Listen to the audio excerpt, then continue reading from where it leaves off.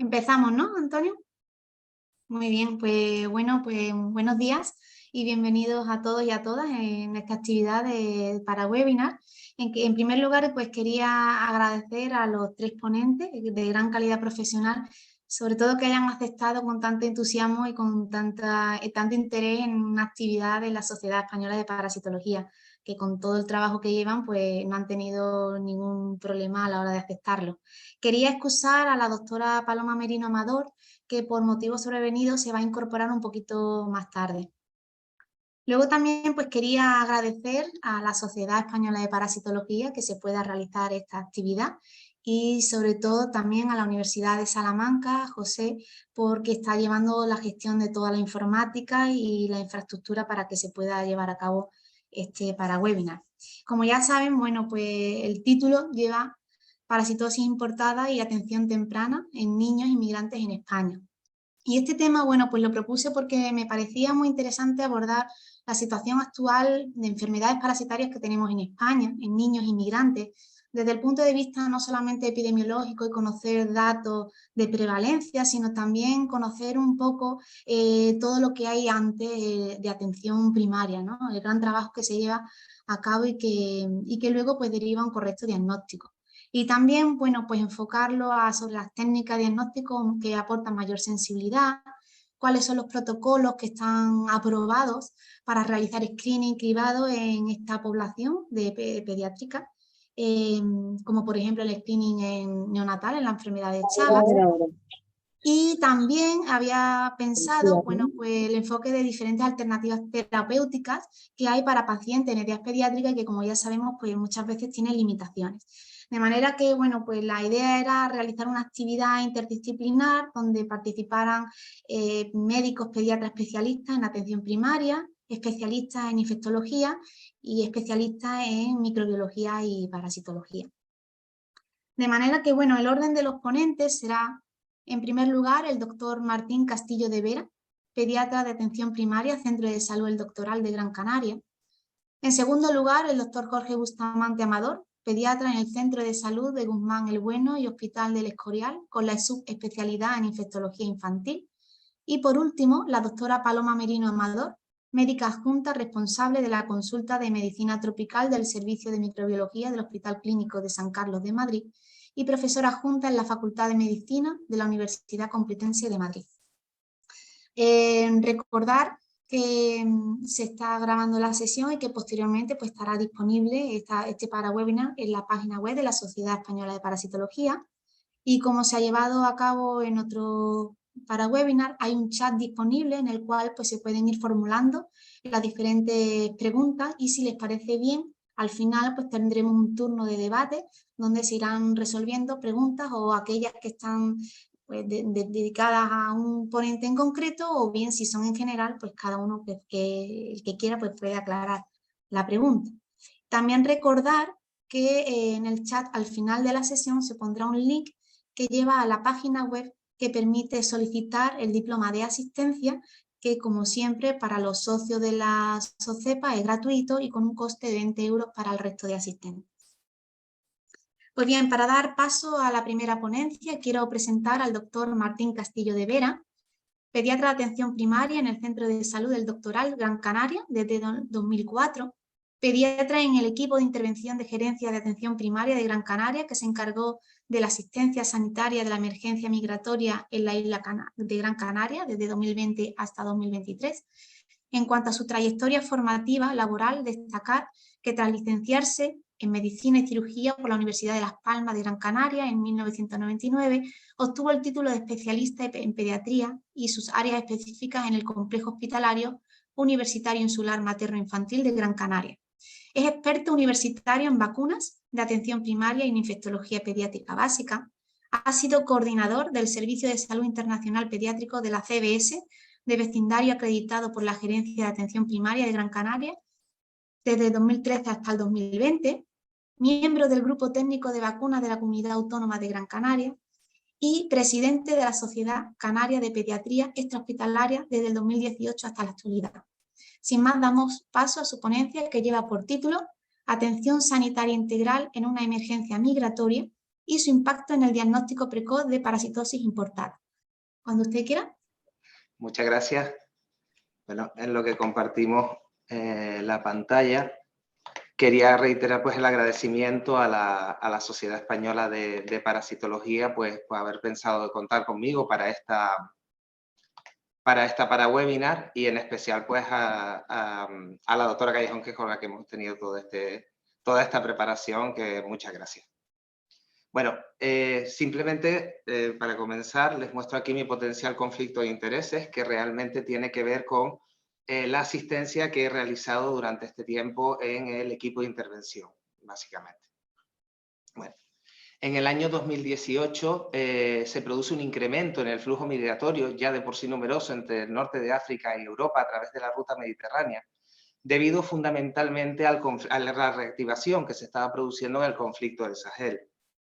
Sin embargo, ya en el año 2019, los controles de todas estas rutas que podemos ver en la diapositiva a nivel del Mediterráneo hizo que este flujo migratorio se dirigiera hacia otras rutas con menor control, principalmente la ruta canaria, que podemos ver en esta imagen, fundamentalmente, que tiene múltiples puntos de salida con distancias muy cortas, entre 24 y 48 horas cuando se sale de la costa de Marruecos hacia Fuerteventura y Lanzarote, pero que en ocasiones, cuando la ruta pues, es mucho más al sur, llegan a salir de Gambia, los Grandes Cayucos, o de Senegal, puede tardar hasta 11, 12, incluso más de 14 días.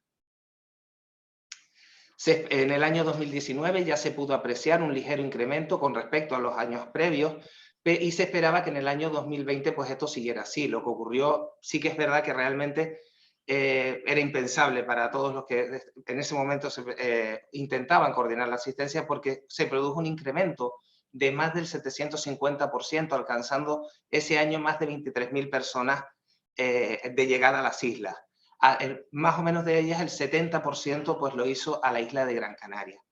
Lejos de bajar, pues durante el año 2021 esta tendencia se mantuvo bastante con un ligero descenso, pero solo comenzó a bajar de manera más marcada a partir del segundo semestre del año 2022, pero aún así alcanzando pues más de casi 15.700 personas. Y no olvidemos en lo que nos encontrábamos inmersos en 2020. Se había declarado la pandemia de COVID-19 y todos los esfuerzos a nivel sanitario se centraban fundamentalmente en tomar medidas para controlar precisamente esta primera ola pandémica. Desde la Gerencia de Atención Primaria, entre su estrategia para el control de la pandemia, se crearon una serie de equipos centrales que se encargaron fundamentalmente de colaborar con los centros de salud en todo aquello referente a la misma, y entre ellos se encontraba el equipo de intervención domiciliaria para COVID-19. Este era un equipo multidisciplinar con diferentes componentes en el mismo, que tuvo como característica principal pues también el tener una actividad dinámica que se fue adaptando a las diferentes necesidades a lo largo de la pandemia, siempre con un fin último, que era la protección y el cuidado generalmente de la población más vulnerable. Sin embargo, en Canarias, dentro de la emergencia sanitaria, a partir de mayo de 2020, tuvimos la vivencia de una emergencia dentro de otra. Pues a esta emergencia de la COVID-19 se unió la emergencia migratoria con una llegada exponencial a lo largo del año de personas migrantes. ¿Y qué características tuvo este flujo migratorio? Primero, no hubo una predisposición entre población magrebí subsahariana, prácticamente fue a un 50%, pero sí que realmente hubo un dato que no habíamos visto en anteriores flujos, y era el importante número de menores no acompañados, así como una importante cantidad también de mujeres acompañadas de niños y bebés pequeños, que no habíamos visto en anteriores flujos, donde sobre todo predominaban los adultos jóvenes. A todo esto se unió que, debido precisamente a las condiciones propias de la pandemia, la situación de posibilidad de traslado a otros territorios, a otra parte del territorio nacional, estaba prácticamente imposible. Si a eso unimos que los servicios de acogida estaban bastante reducidos debido a la ausencia de llegadas en los años previos, se produjo un colapso en poco tiempo, que fue incrementándose hasta alcanzar a final de año, entre octubre y noviembre, a llegar a quedarse más de 2.800 personas en el muelle de Arguineguín, y no precisamente muchas veces ni siquiera en unas condiciones de mínima habitabilidad, con las carpas de asistencia, como pueden ver en esta imagen. las carpas se sobrepasaban prácticamente de manera diaria y muchas veces pues estas personas dormían al raso durante más de 15 días, positivos de COVID, negativos, y a veces incluso rezagado de esa zona pues algún menor y muchas veces también alguna mujer. Desde el Ministerio de Sanidad, todas las llegadas dentro de los criterios, de los protocolos de control de la COVID-19, determinaba pues la realización de un cribado a todas estas personas que recién llegadas y de realizar los respectivos pues, periodos de cuarentena y de aislamiento en los casos positivos. Esta misión se encomendó también al equipo de intervención, que lejos de limitarse a esta, se centró fundamentalmente en realizar una asistencia integral a estas personas a su llegada desde el punto de vista sanitario, que era lo que realmente necesitaban, pues como veremos después muchas veces el menor de sus problemas era el presentar en ese momento un COVID-19 que la mayor parte de las veces lo pasaban asintomático. Así se estructuró la labor de asistencia y de tal manera que el equipo de intervención se encargó fundamentalmente de la atención en el Centro de Atención Temporal de Extranjeros, que es donde acudían una vez realizada la atención en el muelle estas personas para afiliación por la policía, y posteriormente eran trasladados a los centros de gestión compartida, donde se hacían en su momento las cuarentenas, y finalmente a los centros de acogida. En estos dos ámbitos fue el equipo de intervención quien asumió principalmente la labor. A nivel del muelle, la atención principal a pie de muelle fue realizada por Cruz Roja Española y el Servicio de Urgencias Canarias. Sin embargo, a este nivel, pues también fue el equipo de pediatría el que consensuó a nivel hospitalario con estos dos servicios los criterios de derivación hospitalaria de niños precisamente de esta situación, desde pie de muelle. Se fundamentó en detectar fundamentalmente aquellos casos de mayor vulnerabilidad por edad o por las condiciones de viaje que requirieran pues, durante ese tiempo pues, un periodo de observación mayor, a la necesidad de algún estudio analítico en estas circunstancias. Y aquí están reflejados, aparte del criterio clínico, pues todos los menores de 2 años, los que habían estado en alta mar pues más de 5 días, los que no habían estado sin agua al menos 24 horas, los que habían ingerido pues agua de mar u orina en el contexto de una deshidratación, con las posibilidades mayores de una deshidratación hipernatrémica, o la presencia de fallecidos en la embarcación como consecuencia de las propias condiciones del viaje, eran todos ellos derivados. Y además, un último motivo fue la necesidad de la hospitalización de su adulto responsable, con el fin principal de no separar nunca, siempre que fuera posible, la unidad familiar. Aquellos que no eran derivados se trasladaban al Centro de Atención Temporal de Extranjeros, que se encontraba en Barranco Seco y que a día de hoy, afortunadamente, tiene unas condiciones adecuadas y dignas para la recepción, pero que inicialmente, ante la emergencia, pues tenía este aspecto, ¿no? Como podemos ver, casetas de campaña, suelo de tierra, unas casetas que se llenaban de agua cuando llovía, o que en las épocas de calor llegamos a medir dentro de las mismas entre 45 y 48 grados, ¿no? Vemos unas condiciones también, por ejemplo, en los cates, unas condiciones en las cuales ni siquiera había colchón, pero todo esto les puedo asegurar que, aun siendo muy triste, era mucho mejor que estar al raso en el muelle de Arguineguín, ¿no? Y afortunadamente, insisto, a día de hoy, pues las condiciones son muchísimo mejores y ya se pueden considerar dignas. Las instalaciones sanitarias también adolecían de unas condiciones adecuadas, pero poco a poco, y en las condiciones que nos tocaba atender, pues tuvimos atendiendo a toda esta población. Incluso durante el mes de marzo de 2021, pues tuvimos que atender a varios grupos de personas que llegaron a embarcaciones que habían estado muchos días en alta mar y que tuvimos que atender incluso en estas óptimas condiciones, pues niños y niñas, para poder hacer una asistencia correcta. ¿Y qué problemas nos encontramos sanitarios a nivel de la infancia en movimiento, de estos niños y niñas migrantes? Podemos distinguir 3 grandes grupos, todos ellos interrelacionados entre sí. Por un lado, las enfermedades en origen. Por otro lado, las enfermedades derivadas del viaje. Y en último lugar, las enfermedades adquiridas tras la acogida, que muchas de las veces tienen que ver específicamente con una acogida inadecuada, que permite el desarrollo de importantes problemas de salud mental, el hacinamiento, la violencia, el mal cuidado, la falta de medios, incluso por la sobresaturación del sistema, ha determinado que en muchas ocasiones estos chicos, estos niños, niñas, pues puedan haber tenido problemas importantes de salud mental. Quería reflejarlo porque nos vamos a centrar, por falta de tiempo total, en las enfermedades en origen y las enfermedades derivadas del viaje, pero quería que se quedaran con esta idea de que muchas veces las enfermedades a posteriori tienen que ver con las condiciones de acogida. En cuanto a las enfermedades en origen, primero debemos partir de la situación general que tenemos en el país. Aparte de ello, en la mayor parte de estos países hay una ausencia de programas preventivos y nos vamos a encontrar enfermedades crónicas que vamos a diagnosticar nosotros ya en un estado muy avanzado. También la falta de controles o la dificultad para asistencia a centros sanitarios ha determinado, por ejemplo, como vemos en la segunda imagen, una fractura en un chico que llegó y que había consolidado pues, de la mejor manera posible ante la falta de cuidado. También nos vamos a encontrar con una cobertura vacunal deficiente, lo cual es importante para las enfermedades inmunoprevenibles. Y todo aquello, muchas veces de lo que vienen huyendo, la propia situación social, la violencia, el abuso, el maltrato, la mutilación genital femenina, una aberración que recuerdo que es un delito en España y que además muchas veces las madres vienen huyendo precisamente porque no solo ellas la han sufrido, sino que en ocasiones desgraciadamente han perdido alguna hija a la que se había sometido a la misma en unas condiciones pues realmente terribles. Aquí vemos un ejemplo de algunas de las patologías que podemos ver. Este chico era una cardiopatía reumática, que llegó a insuficiencia cardíaca, un chico de 17 años. Este otro fundamentalmente había sufrido una avulsión parcial del calcáneo por un accidente previo y tuvo la mala suerte además que durante el trayecto pues, se infectó el pulpejo de la reconstrucción que habían hecho.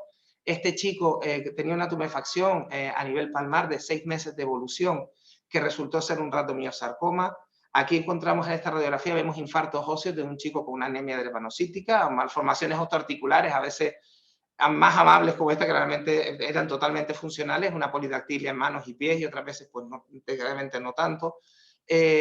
Una escoliosis severas que no habían tenido ningún control, o este chico, por ejemplo, con una fístula al exterior procedente de una caries que había hecho un absceso y posteriormente había encontrado este trayecto fistuloso, ¿no? También nos encontramos pues, implicaciones de parasitosis, por ejemplo, este chico que tenía calcificaciones vesicales ocasionadas por una esquistosomosis crónica. En relación a las enfermedades derivadas del viaje, no debemos pensar solamente en el trayecto en patera, debemos pensar fundamentalmente también en el trayecto previo, en el trayecto que ocurre durante el desplazamiento y justo en el momento antes de subir, porque muchas veces antes de subir a la misma han sufrido, pues no han tenido alimentación o no han tenido ingesta de agua suficiente y ya entran en la patera en unas condiciones que van a supeditar, ¿no? las condiciones a las cuales van a llegar. También durante el trayecto, muchas de las mujeres que fundamentalmente hacen este trayecto, la inmensa mayoría de las mujeres adolescentes han sufrido violencia sexual y muchas de ellas con embarazos no deseados. El resto sí lo podemos asociar fundamentalmente a las condiciones del viaje, pero desgraciadamente muchos de ellos no llegan y muchos de ellos quedan en el mar y pagan con su vida el intento de conseguir una vida mejor. No conseguiríamos muchas veces saber ni siquiera de ellos, de no ser por organizaciones como Caminando Fronteras. Aquí nos muestran los datos recién publicados de fallecimientos en el primer semestre del año, en el cual pues vemos básicamente cómo han fallecido 951 personas intentando llegar a España, de ellas 778, el mayor número a través de la ruta canaria, la más mortífera y la más peligrosa. Y destacar también el que han fallecido 112 mujeres y 49 niños y niñas. Una noticia realmente terrible. ¿Y qué características, qué síntomas, qué síndromes nos encontramos a la llegada de estas personas? Pues nos vamos a encontrar los que podemos ver aquí por las propias condiciones de la patera, la hipotermia, rhabdomiolisis por los embates del mar y miren en qué posición, prácticamente no tienen movilidad en la misma, con riesgo de caer muchas veces al mar.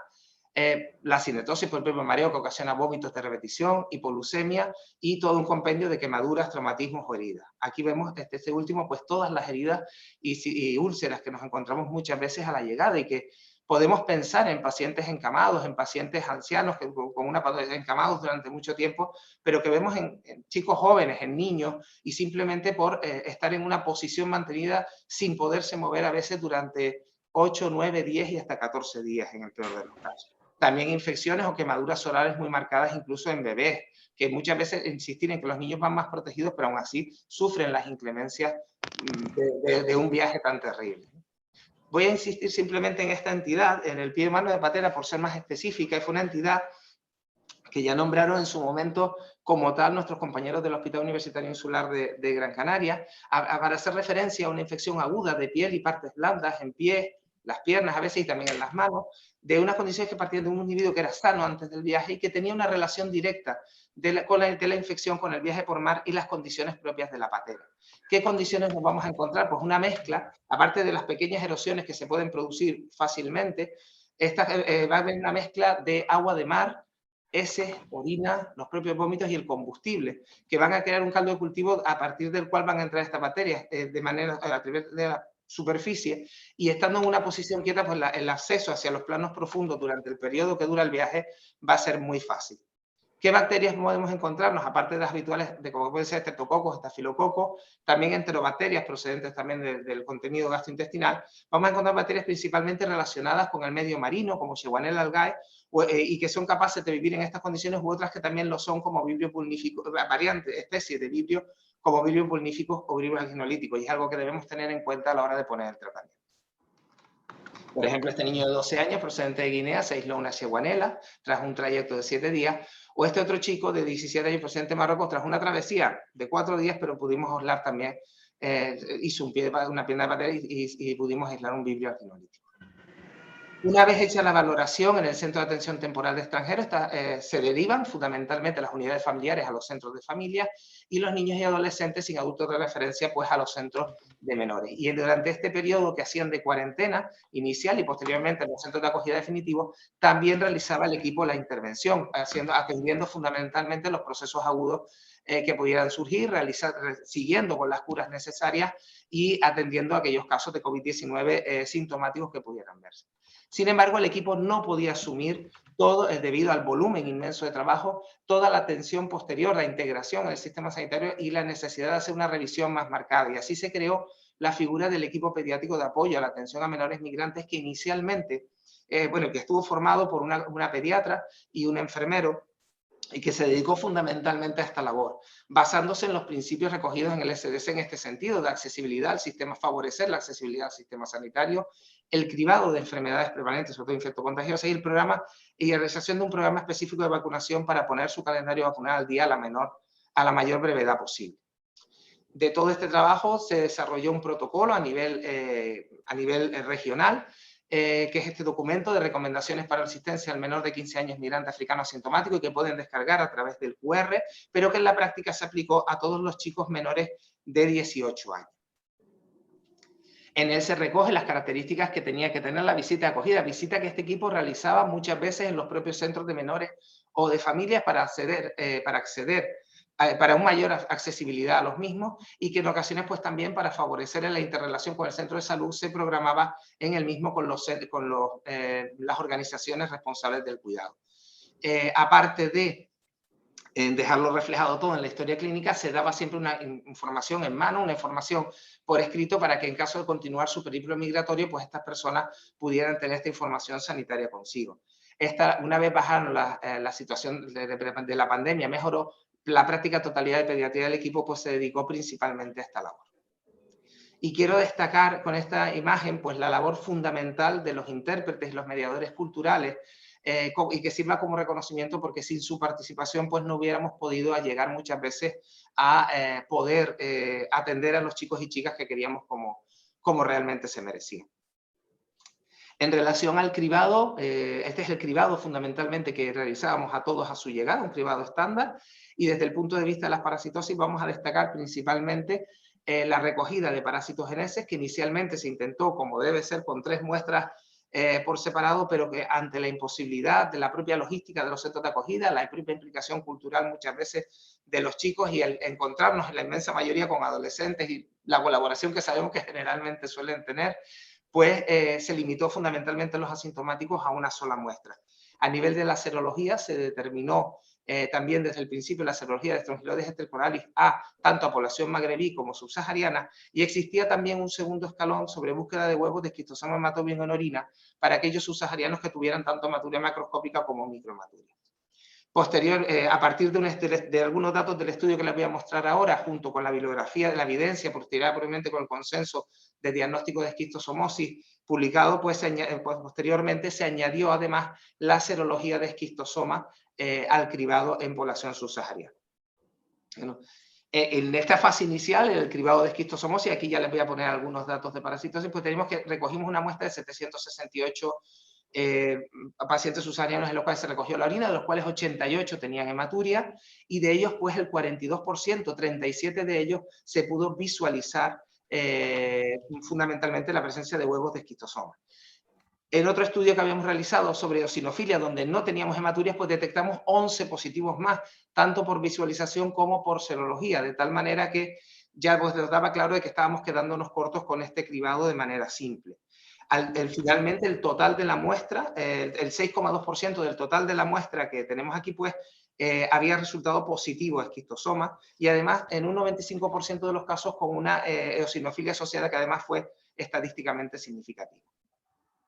En relación a Strongyloides tercoides, se estudiaron 1.771 chicos con un ligero predominio de población magrebí, con el 51,5%, y aquí tenemos los resultados. A nivel de población subsahariana, hubo 33 serologías positivas y 2 aislamientos en ese, un total de 35 positivos, mientras que en población magrebí teníamos 15 casos que se aislaron por serología positiva y un caso en el cual, además de por serología, se aisló en ese.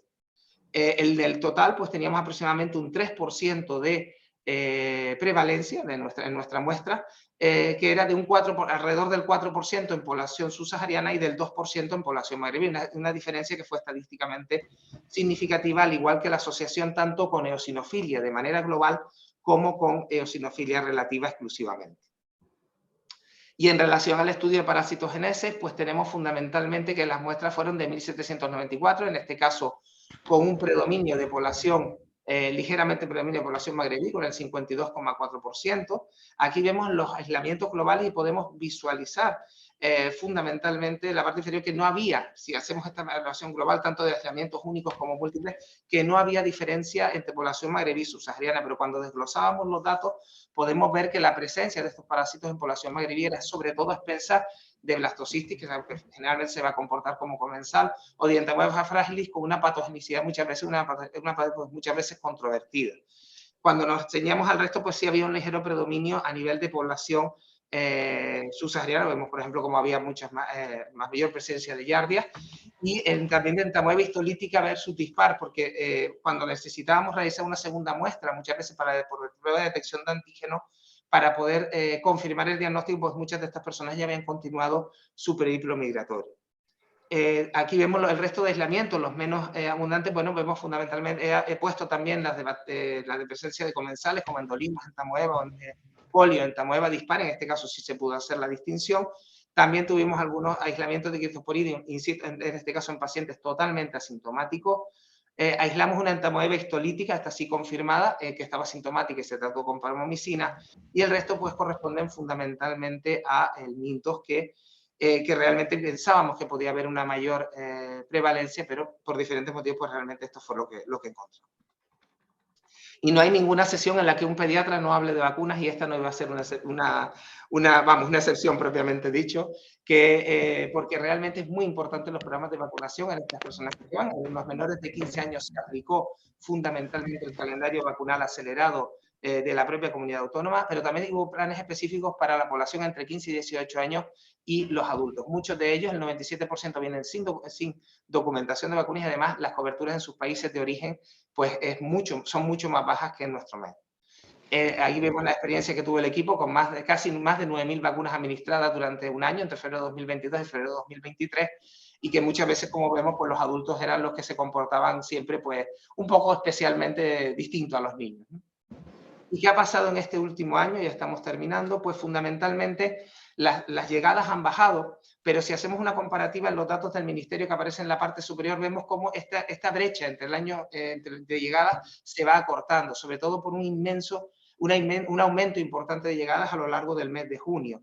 Las islas a las que se está dirigiendo esta población pues va cambiando. Ahí vemos los datos ofrecidos por Cruz Roja también a 30 de junio, que habla que Lanzarote es la isla donde el principal número de personas está llegando, cada vez con embarcaciones más precarias. En el caso de las rutas cortas, como podemos ver ahí, balsas neumáticas cargadas, por lo cual los accidentes son mucho más marcados, y además también empiezan a verse la llegada de un importante número de cayucos, sobre todo a las islas más centrales. Habrá que ver la evolución. El equipo de intervención como tal dejó su función el 28 de febrero, quedando reorganizado y solamente un equipo de apoyo a la atención a menores migrantes formado por una pediatra a tiempo completo, una pediatra a tiempo parcial que va 2 días en semana, una enfermera y un administrativo, lo cual ha supuesto fundamentalmente un descenso en los resultados a la hora de valorar la población, que gracias al excelente trabajo que han estado realizando las compañeras, se pudo mantener mientras el flujo de llegadas era bajo, entre marzo y mayo de 2023, pero que en junio ya han tenido, se han visto algunos retrasos en algunas de las pruebas debido al importante volumen de llegadas. No debemos olvidar que siempre con población vulnerable, entre la población migrante, debemos buscar la equidad y no la igualdad si queremos realmente obtener los objetivos previstos para esta población. Y ya terminar con las conclusiones, hablando de que la existencia de un equipo específico en atención primaria, dedicado a la atención de personas migrantes, ha demostrado ser determinante para el diagnóstico precoz de sus problemas de salud y facilitar su inclusión en el sistema sanitario. Que la realización de un cribado clínico y analítico inicial en la población migrante es esencial para la detección de problemas presentes. Y por último, que la estrecha colaboración y el trabajo en equipo con las unidades de enfermedades infecciosas, los servicios de microbiología de los hospitales de referencia han sido fundamentales para poder ofrecer a las personas que llegan la asistencia de calidad que merecen. De parte de ellas y en sus idiomas nativos, Darija, Bambara, Wolof, Soniqué, francés, y de parte nuestra en español, pues muchas gracias a los servicios por toda esa ayuda que nos han prestado y gracias a todos ustedes por estar aquí.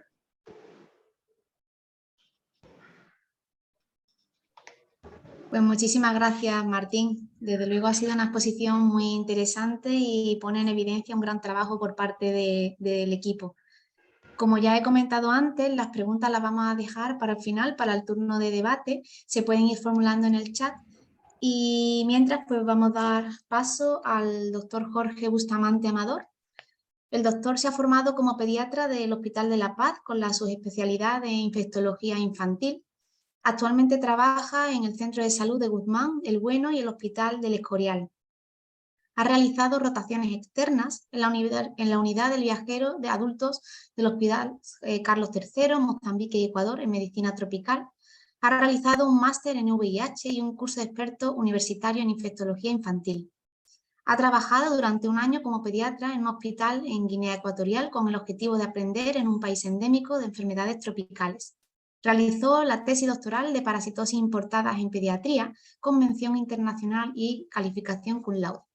Tiene varias publicaciones de alto impacto relacionadas con enfermedades tropicales, así como ha participado en congresos nacionales e internacionales con exposiciones de infectología infantil. Damos paso a la ponencia que lleva por título Parasitosis importada en pediatría en la península. Cuando quieran. Hola, Rocío. Bueno, pues en primer lugar os quería agradecer haber contado conmigo en esta charla, que la verdad que me parece muy entretenido y muy curioso, vamos. Bueno, pues no sé si lo podéis ver bien. Sí, creo yo que sí. lo veo Vale. perfectamente, sí. Perfecto.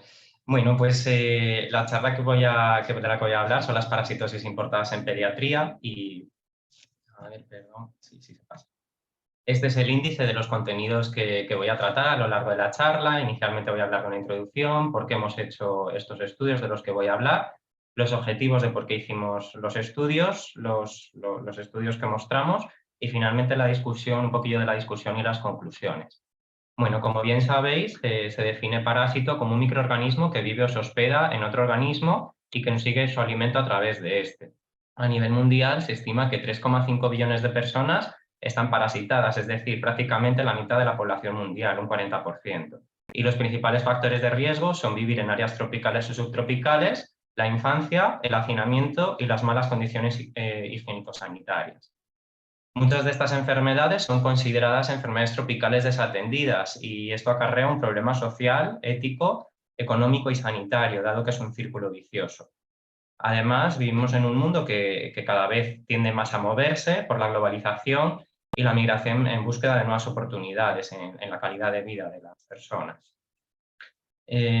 Os voy a presentar unos datos de migración. Como podemos ver en esta gráfica, la línea superior es el total de migrantes en España y la inferior son los menores de edad. Vemos un aumento que ha ido creciendo en los últimos años, con un freno en los datos aportados por el INE a partir del 2020, coincidente con la pandemia. Los principales países áreas de origen, perdón, son Sudamérica, Europa y África, y el porcentaje de menores ronda el 20%. Por otra parte, otro colectivo importante que estaba nombrando también Martín son los MENAs, los menores extranjeros no acompañados. Estas son las cifras aportadas por la Fiscalía General del Estado. También vemos un aumento creciente en los últimos años con un freno en las fechas de pandemia. En la línea superior se muestran los MENAs que están inscritos bajo tutela en España y en la inferior los MENAs que han ido llegando. Y en tercer lugar, otro grupo importante que tenemos que resaltar son los pacientes procedentes de adopción internacional. Estos son datos procedentes también del Ministerio. Vemos que ha ido disminuyendo en los últimos años. Sin embargo, España sigue siendo el tercer país receptor de niños de adopción internacional. Esta disminución se ha constatado en todos los países y fundamentalmente se debe a la mejoría de las condiciones higiénico-sanitarias, así como en los cambios de legislación en los países de donde proceden los niños. Bueno, pues a todo esto nos surge si debemos de cribar realmente los parásitos en los niños migrantes. Creemos que estimar esta prevalencia nos puede ayudar a diseñar estrategias de cribado y además esto podría representar un beneficio individual al tratar al niño y comunitario al cortar la cadena de transmisión.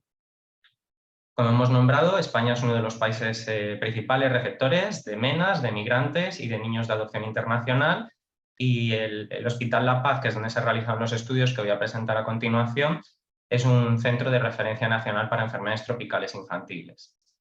Los objetivos que nos establecimos fueron estimar la prevalencia de las parasitosis importadas, describir las características epidemiológicas y clínicas, los factores asociados a estas parasitosis, establecer las estrategias de despistaje, estudiar si la eosinofilia es un valor indicador para el cribado y describir el manejo clínico y terapéutico de las principales parasitosis.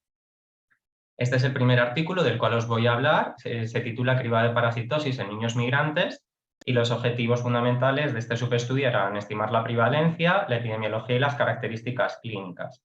Es un estudio que se realizó entre 2014 y 2018.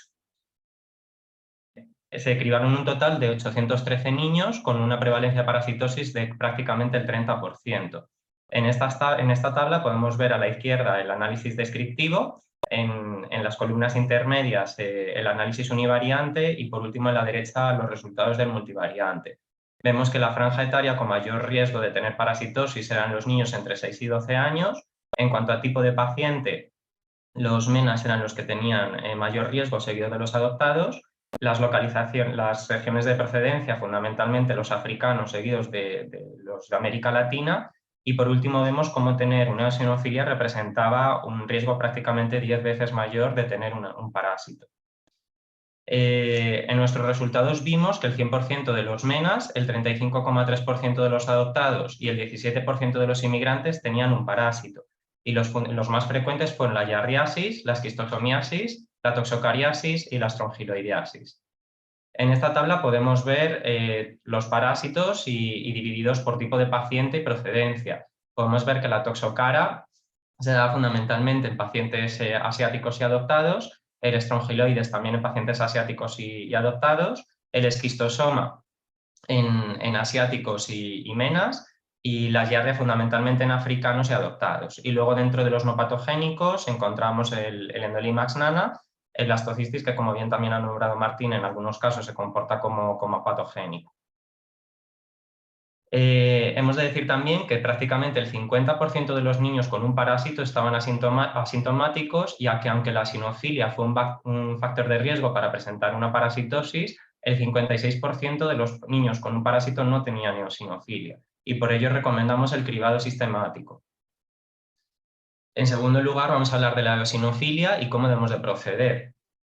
El objetivo de este estudio era estimar la prevalencia, analizar la etiología de la eosinofilia, identificar los factores asociados a tener una eosinofilia mayor de 1000, describir la evolución de esta eosinofilia y analizar la utilidad de un algoritmo diagnóstico. El periodo de este estudio también fueron los mismos años que el estudio anterior. Se analizaron un total de 938 pacientes con una prevalencia de eosinofilia del 17,4%. Prácticamente el 75% de estos niños tenía una parasitosis, especialmente el 56% una helminthiasis. En esta tabla podemos ver la comparativa de niños que tenían más de 1000 eosinófilos con los que tenían menos. Y vemos que en el análisis multivariante el único factor que se asocia es tener una helmintiasis, con un riesgo prácticamente casi de 5 veces más. Además, fue más frecuente no llegar a un diagnóstico etiológico en los niños que estaban asintomáticos, en los niños que tenían una eosinofilia leve y en los menores de 3 años. Se realizó tratamiento empírico en 5 niños con albendazol y esto se realizó porque persistían síntomas y la eosinofilia. No obstante, consideramos que esta medida debe de individualizarse. Y la mediana de tiempo de resolución en todos los pacientes de la eosinofilia, tanto en los que se encuentra causa como en los que no y en los que se hace tratamiento empírico, fue de 7 meses. Aquí podemos ver la propuesta que hacemos de algoritmo diagnóstico para los pacientes con eosinofilia. Vemos las pruebas de primer nivel en las que se incluyen la exploración física, la microscopía de heces de 3 muestras en días alternos, las serologías para los principales parásitos, las principales helmintiasis, que son la esquistosomiasis, la toxocariasis, la estrongiloidiasis, la filtración de huevos de orina y el cultivo de heces, dado que algunos parásitos y algunas bacterias se sabe que pueden producir una eosinofilia. Como pruebas de segundo nivel encontramos repetir la microscopía de heces en 3 muestras, las serologías de las que habían salido previamente indeterminadas. Además, añadimos en algunos pacientes la Taenia solium, la Trichinella spiralis, la Fasciela hepática y el Echinococcus granulosus. En algunos pacientes también se hace IG específica para Ascaris y Anisakis. Algunos pacientes se derivan al servicio de alergología. Como vemos, el rendimiento de las pruebas de primer nivel fue del 46%, de segundo nivel del 25% y en ambos escalones llegamos a conseguir un rendimiento global de prácticamente el 60%. En este artículo hablamos de la giardiasis y la experiencia de esta unidad. Los objetivos eran establecer la prevalencia de giardiasis, describir la presentación clínica y la tasa de fracaso terapéutico y establecer el grado de eficacia y seguridad de tratamientos alternativos. Este estudio se llevó a cabo entre 2014 y 2019. Se cribaron en total 1.504 pacientes, de los cuales 120 tenían giardiasis, es decir, una prevalencia del 8,4%. La mediana de edad era de 4,2 años y vemos que el 50% de estos niños estaban asintomáticos y aquellos que presentaban síntomas fundamentalmente era la diarrea y el dolor abdominal. Es también importante resaltar que el 20% de los niños fracasaron a primera línea terapéutica, que se considera el metronidazol. Y esto fue más frecuente en menores de 2 años, con una odds ratio ajustada de 3,5. En estos niños aplicó la quinacrina, siendo una alternativa segura y eficaz en todos los casos. Y por ello consideramos que la erradicación, el comprobar la erradicación de la parasitosis por Giardia intestinalis debe de ser confirmada tras el tratamiento. En este artículo hablamos de la toxocariasis, también es un artículo realizado en los mismos años que el anterior. Los objetivos eran establecer la prevalencia, la presentación clínica y el manejo terapéutico de estos niños y estimar la monitorización de los eosinófilos, la inmunoglobulina E total sérica y la densidad óptica por la técnica ELISA. Se cribaron un total de 931 pacientes con una seroprevalencia del 5,3%. La edad mediana fue algo superior que en los pacientes con giardiasis, de 11 años, y vemos que los principales colectivos representados eran los niños inmigrantes y los adoptados. Prácticamente todas fueron toxocariasis encubiertas.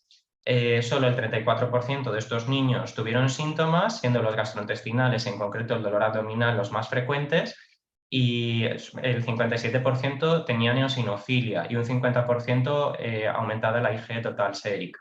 Es por ello que recomendamos el despistaje de la toxocariasis en todo niño con patología importada y en aquellos con eosinofilia. Aquí podemos ver la evolución, se siguieron 32 pacientes, durante una mediana de 7 meses y podemos ver la evolución tanto de los eosinófilos en sangre periférica, del valor de la densidad óptica y de la IG total sérica. Vemos fundamentalmente este descenso a partir de los 6 meses y fundamentalmente a partir del año, tanto en los 3 parámetros. Por último, el artículo que presento es si tenemos estrongiloidiasis autóctona en España. Los objetivos de este estudio eran poner de manifiesto la estrongiloidiasis autóctona, la posible estrongiloidiasis autóctona en pacientes españoles pediátricos, describir la presentación clínica y describir el manejo terapéutico de estos. Este estudio también se realiza entre 2014 y 2019. Describimos 5 casos de probable estrongiloidiasis autóctona en niños que nunca habían salido de España y que el único antecedente que tenían en común es que todos veraneaban en la costa mediterránea española, donde ya se han descrito casos fundamentalmente en adultos desde hace bastantes años, y sí que es verdad que estos casos se relacionaban con la actividad en arrozales. En esta tabla podemos ver la descripción de estos 5 casos. Vemos que se criban todos por la eosinofilia, como vemos una eosinofilia bastante llamativa, salvo en el caso de la segunda paciente, que era hermana de uno de los otros pacientes. Todos tenían síntomas, salvo la primera paciente, fundamentalmente prurito cutáneo. Se detectan todos por serología, en ningún caso vemos el parásito en heces, y sí que vemos otros parásitos que puedan ser coinfectantes, ¿no? Y en todos los casos se trata con ivermectina. El caso que vemos, que es el cuarto caso, se trata inicialmente con albendazol, dado que salió inicialmente una toxocariasis indeterminada y se pensaba que podía ser una toxocariasis en lugar de una estrongiloidiasis, seguramente por reacción cruzada. Y se sospechó reinfección tanto en el caso 3 como en el caso 4. El caso 3 es un paciente con un trasplante multivisceral que además llegó a necesitar una profilaxis, y el caso 4 es un niño con un síndrome de Noonan. Por todo ello, recomendamos cribar la estrongiloidiasis en todos los niños con eosinofilia persistente y en todos los candidatos a tratamientos inmunosupresores, dado la potencial letalidad del síndrome de hiperinfestación. Bueno, quería hablar un poquillo de la discusión. Como si revisamos la literatura, vemos prevalencias de parasitosis en población migrante que van desde un 20% hasta un 75% más o menos. Esto va a depender mucho de los pacientes, del origen de los pacientes. Como hemos dicho, los africanos, como hemos visto en nuestros estudios, también tienen más riesgo, los africanos de África subsahariana, perdón, y luego también en muchos casos se empieza a cribar cuando hay eosinofilia. Por otra parte, muchos autores abogan por haciendo estudios de coste-eficacia por el tratamiento empírico. Sin embargo, estos autores se han focalizado en poblaciones muy concretas y en parasitosis muy concretas. Por ejemplo, la esquistosomiasis en pacientes que proceden de Asia, ¿no? En nuestros estudios vemos que hasta un 13% de la población que hemos incluido tiene una parasitosis. Son pacientes pediátricos que además pueden tener secuelas a largo plazo, y además incluimos pacientes de diferentes procedencias y tipos de pacientes, y por ello recomendamos este cribado.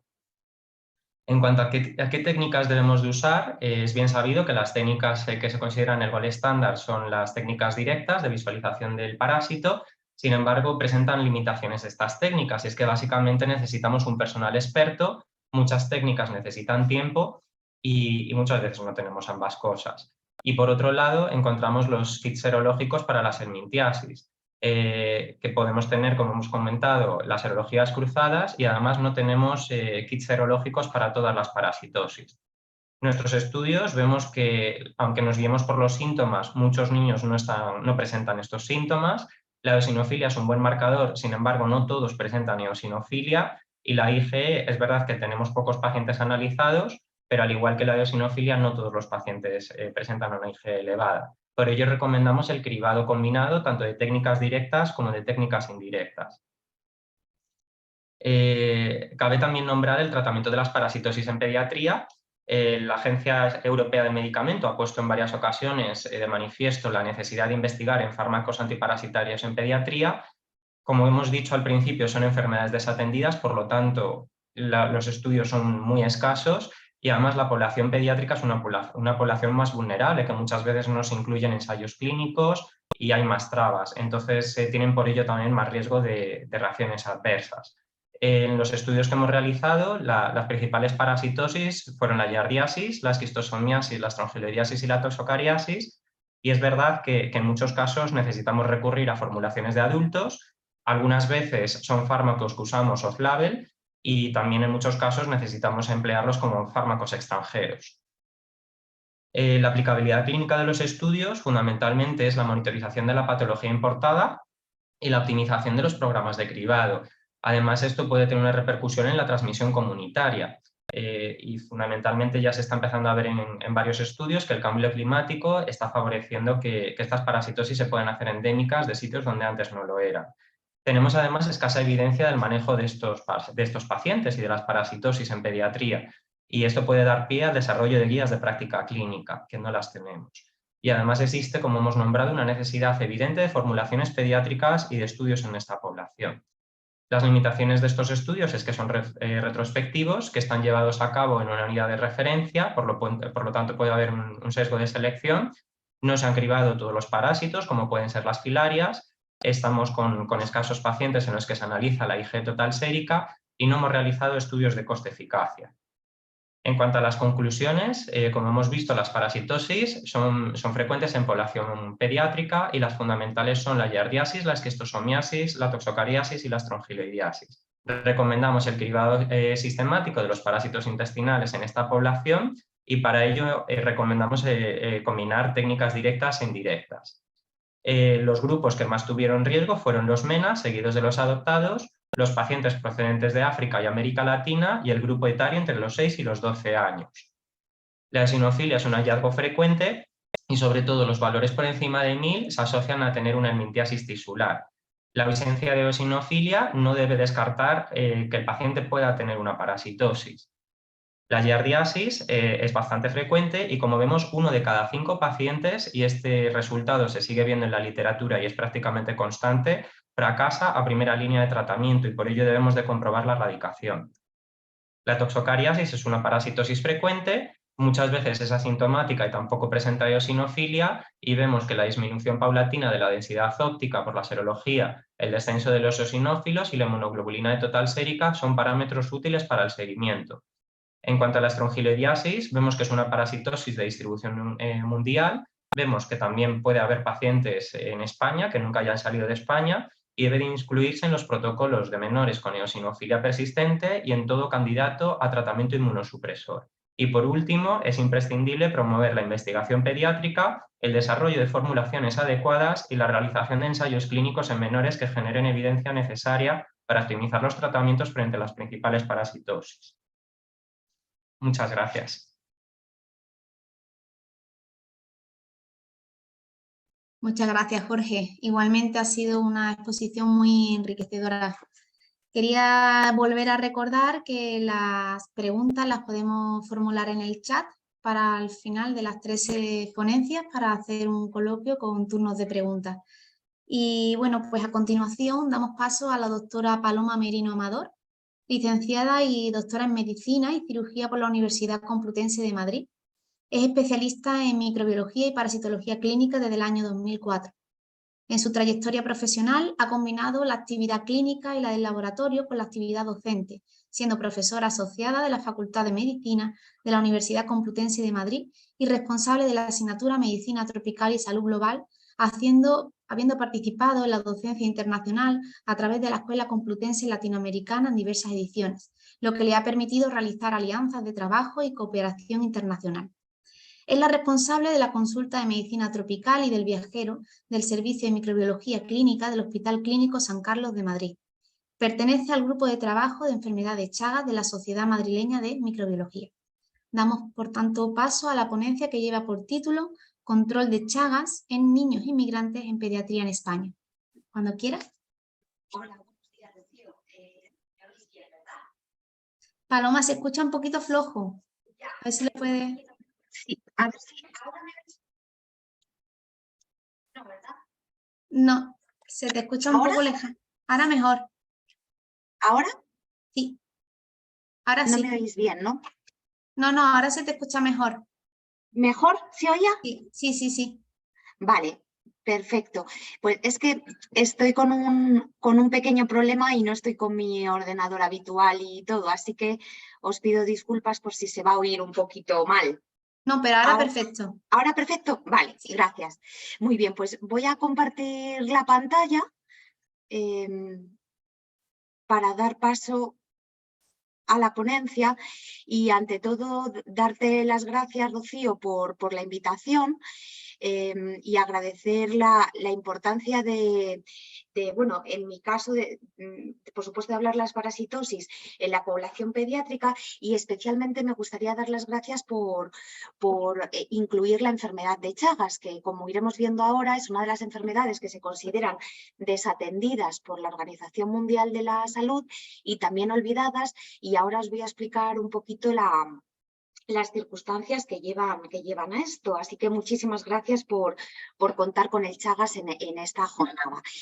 Como ya comentaba Rocío, mi actividad se centra tanto en la universidad como en el hospital clínico, y gracias a las alianzas que comentabas de estudios con universidades latinoamericanas, por la Escuela Complutense Latinoamericana, hemos podido no solo trabajar a través de la red y con publicaciones, sino hacer un contacto muy estrecho con los profesionales sanitarios que están participando y trabajando con la enfermedad de Chagas en los países endémicos, que, como sabéis, la enfermedad de Chagas es endémica en toda Latinoamérica, fundamentalmente en Bolivia.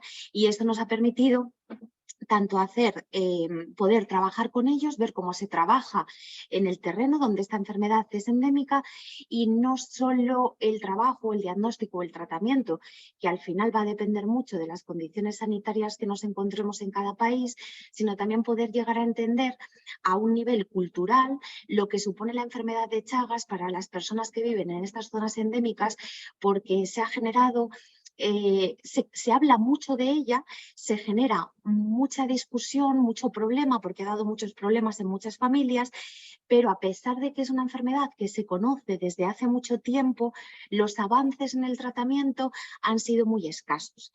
Entonces, por eso quería traer aquí la foto de los compañeros y de los estudiantes, porque nos parece algo importante. Bueno, como os comentaba, la enfermedad de Chagas se ha hablado siempre que es una enfermedad silenciada y silenciosa. Así que la Organización Mundial de la Salud en el año 2010 la incluyó dentro de las enfermedades de las Neglected Tropical Disease, precisamente por eso, porque es una enfermedad que afecta a muchísimas personas en el mundo, pero de la que se dedicaban pocos estudios o pocos avances, tanto a nivel de prevención como a nivel de diagnóstico, como a nivel de tratamiento, que quizás sigue siendo este punto el más complicado o el que mayor insatisfacción nos sigue produciendo, porque, como veremos después, el tratamiento no es nada satisfactorio. Ni siquiera una persona que adquiere la enfermedad de Chagas puede llegar a quedarse tranquila de que no vaya a tener consecuencias un tiempo después. Estas son las enfermedades desatendidas que se considera por la Organización Mundial de la Salud. Podrían estar incluidas muchísimas más, y estas son las candidatas para la eliminación para el año 2030. Como veis aquí, perdonad que está esto aquí, la enfermedad de Chagas estaría incluida en una de ellas, pero va a tener que ser más a través de su eliminación más que por el tratamiento de las personas que están ahora mismo afectadas. Se dice que es la tercera enfermedad endémica en incidencia y en importancia. Y aquí os traigo un mapa donde se pueden ver las zonas donde fundamentalmente hay enfermedad de Chagas. Los países endémicos son 21, y en todos ellos hay un vector, que es el vector transmisor, que es un triatómido conocido habitualmente, sobre todo en la zona de Bolivia, como vinchuca, y que va a ser el transmisor del parásito Trypanosoma cruzi. Aquí veis las zonas marcadas donde conocemos que evidentemente se encuentra el parásito, pero podemos saber que hay muchas más. No hay que olvidar también los movimientos migratorios que se encuentran dentro de los propios países latinoamericanos, porque a lo mejor nos encontramos, siempre se dice que la enfermedad de Chagas, por supuesto, no es endémica en las islas caribeñas, porque no está el vector, pero sí que nos vamos a encontrar personas, y esto lo comento de cara al screening que vamos a hacer en países no endémicos, que aunque provengan de países como República Dominicana o Cuba, han podido pasar parte de su vida en alguno de los países endémicos de América Latina. Y, por ejemplo, los compañeros de México, las personas que están trabajando en México, consideran que existe mucha más enfermedad en zonas más cercanas al norte, la frontera con Estados Unidos, de las que actualmente están reconocidas. Toda esta falta de información viene determinada por lo que comentamos, por la falta de estudios y recursos para poder estudiar el vector y a los pacientes, que ahora veremos la característica tan peculiar que tiene. Se considera que están afectadas entre 8 y 14 millones de personas en todo el mundo, y que 28 millones de personas están en posibilidad de tener riesgo. La enfermedad de Chagas fue descrita a principios del siglo XX por el doctor Carlos Chagas, que era un médico brasileño, donde es una de las zonas afectadas, y él fue uno de los médicos y parasitólogos que logró uno de los mayores hitos en la sanidad y en la medicina, ya que él describió el caso de una paciente, de una niña que se llamaba Berenice, descubrió el parásito que es el Trypanosoma en la sangre de la niña, descubrió que el vector transmisor era la vinchuca, este triatómido que veis aquí una foto, y que fundamentalmente en estudios posteriores entomológicos se vio que estas vinchucas fundamentalmente son unos insectos de hábito nocturno que viven mucho en las casas de adobe, que es un tipo de construcción que en las zonas tropicales de Latinoamérica son habituales. Sobre todo en estas casas de adobe, la vinchuca se puede quedar fundamentalmente en las zonas del techo, que muchas veces es vegetal, y dormir durante el día y producir la picadura durante la noche. Cuando la vinchuca produce la picadura, también se conoce como chinche besucona en México, o sea que vinchuca es un término que se utiliza mucho en Bolivia.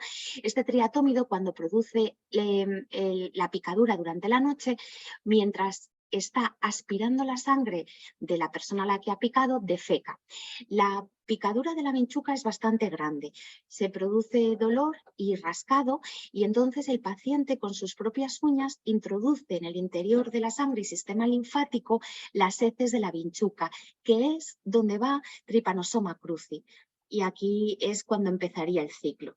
Se conoce que Trypanosoma cruzi va a entrar dentro de la sangre, del torrente sanguíneo, pero que normalmente la cantidad de parásito no es mucha la que se va a recibir. Y su ciclo biológico no es un parásito que se reproduzca en gran cantidad. Lo que sabemos de Trypanosoma cruzi es que tiene predilección por quedarse quiescente o acantonado en las células del sistema digestivo, fundamentalmente en esófago y en colon, y también en el sistema cardíaco. ¿Qué sucede? Que en la mayoría de las ocasiones no tiene por qué producir una enfermedad aguda. Normalmente puede pasar desapercibida casi como un constipado, como un síndrome pseudogripal, aunque también están descritos casos, y lo veréis en la literatura de las parasitosis, el famoso signo de Romaña, que es la descripción de si a un niño sobre todo le pica en la zona de la cara y del ojo, se produce una inflamación periorbitaria que sería como un signo característico, aunque no patognomónico, de la enfermedad de Chagas. Pero la mayoría de las veces, si el paciente no tiene ningún problema, esta fase aguda pasa completamente desapercibida y puede estar en lo que de manera crónica el parásito dentro del cuerpo sin que produzca ningún síntoma hasta 15 o 30 años. En un tercio de los pacientes, por circunstancias que no se conocen del todo, aunque se están haciendo estudios en los que se relaciona también predisposición HLA, o por el sistema inmunológico, la respuesta inflamatoria que puede producir en el momento de la infección, en la fase aguda y en la posterior fase crónica, se va a producir un daño en las células que hemos comentado, tanto del tubo digestivo como del cardíaco, y entonces poder producir enfermedades graves cardíacas y enfermedades graves digestivas. Cuando sucede esto, que serían un 30% de las personas que han adquirido la enfermedad en cualquier momento de su vida, muchas veces en la infancia, en la zona endémica, ya digamos que el tratamiento parasitológico no está demostrado que vaya a ser eficaz. Lo que hay que hacer en estos casos es hacer un tratamiento directo de la patología cardíaca o del megaesófago o megacolon, que es lo que fundamentalmente produce. Comentaros, aunque no sea el objeto de la charla, que va a ser la patología cardíaca la más frecuente, más que la patología digestiva, y también la que produce mayor mortalidad. Fundamentalmente la afectación cardíaca que se produce son alteraciones con arritmias por bloqueos que se van a producir directamente por afectación de las células en los circuitos de conducción eléctrica del corazón, y luego puede llegar a producir cualquier tipo de patología, incluyendo la miocardiopatía, y llegar a tener trastornos cardíacos bastante graves. Se sabe mucho, se ha estudiado mucho en la literatura sobre la patología cardíaca, pero seguimos sin tener un resultado bueno para el diagnóstico precoz y para un tratamiento adecuado. Había puesto esta diapositiva anterior que además del vector que tenemos aquí, que es la vinchuca, hay muchos tipos de vinchucas. De hecho, una de las cosas que hemos aprendido en los países endémicos que se hace con los niños es muchísima educación sanitaria en las escuelas, y hay días de recogidas de vinchucas que se les enseña a recogerlas para que no se produzca problema y que puedan llevarlas para que sean estudiadas. Como comentaba antes, perdonad que se ha quedado esto de la parte de arriba. Las vinchucas, el Trypanosoma cruzi va a estar en las heces de la vinchuca. Es extraño que se pueda adquirir por la ingesta, pero se han descrito casos, fundamentalmente en Brasil. Estos casos vienen determinados por la acumulación de fruta, como puede ser la naranja, defeca la vinchuca, y si se consume sin estar bien limpia, se puede llegar a tener una... Es más extraño, pero se han dado brotes, una afectación del tripanosoma que entra en el torrente sanguíneo a través del tubo digestivo.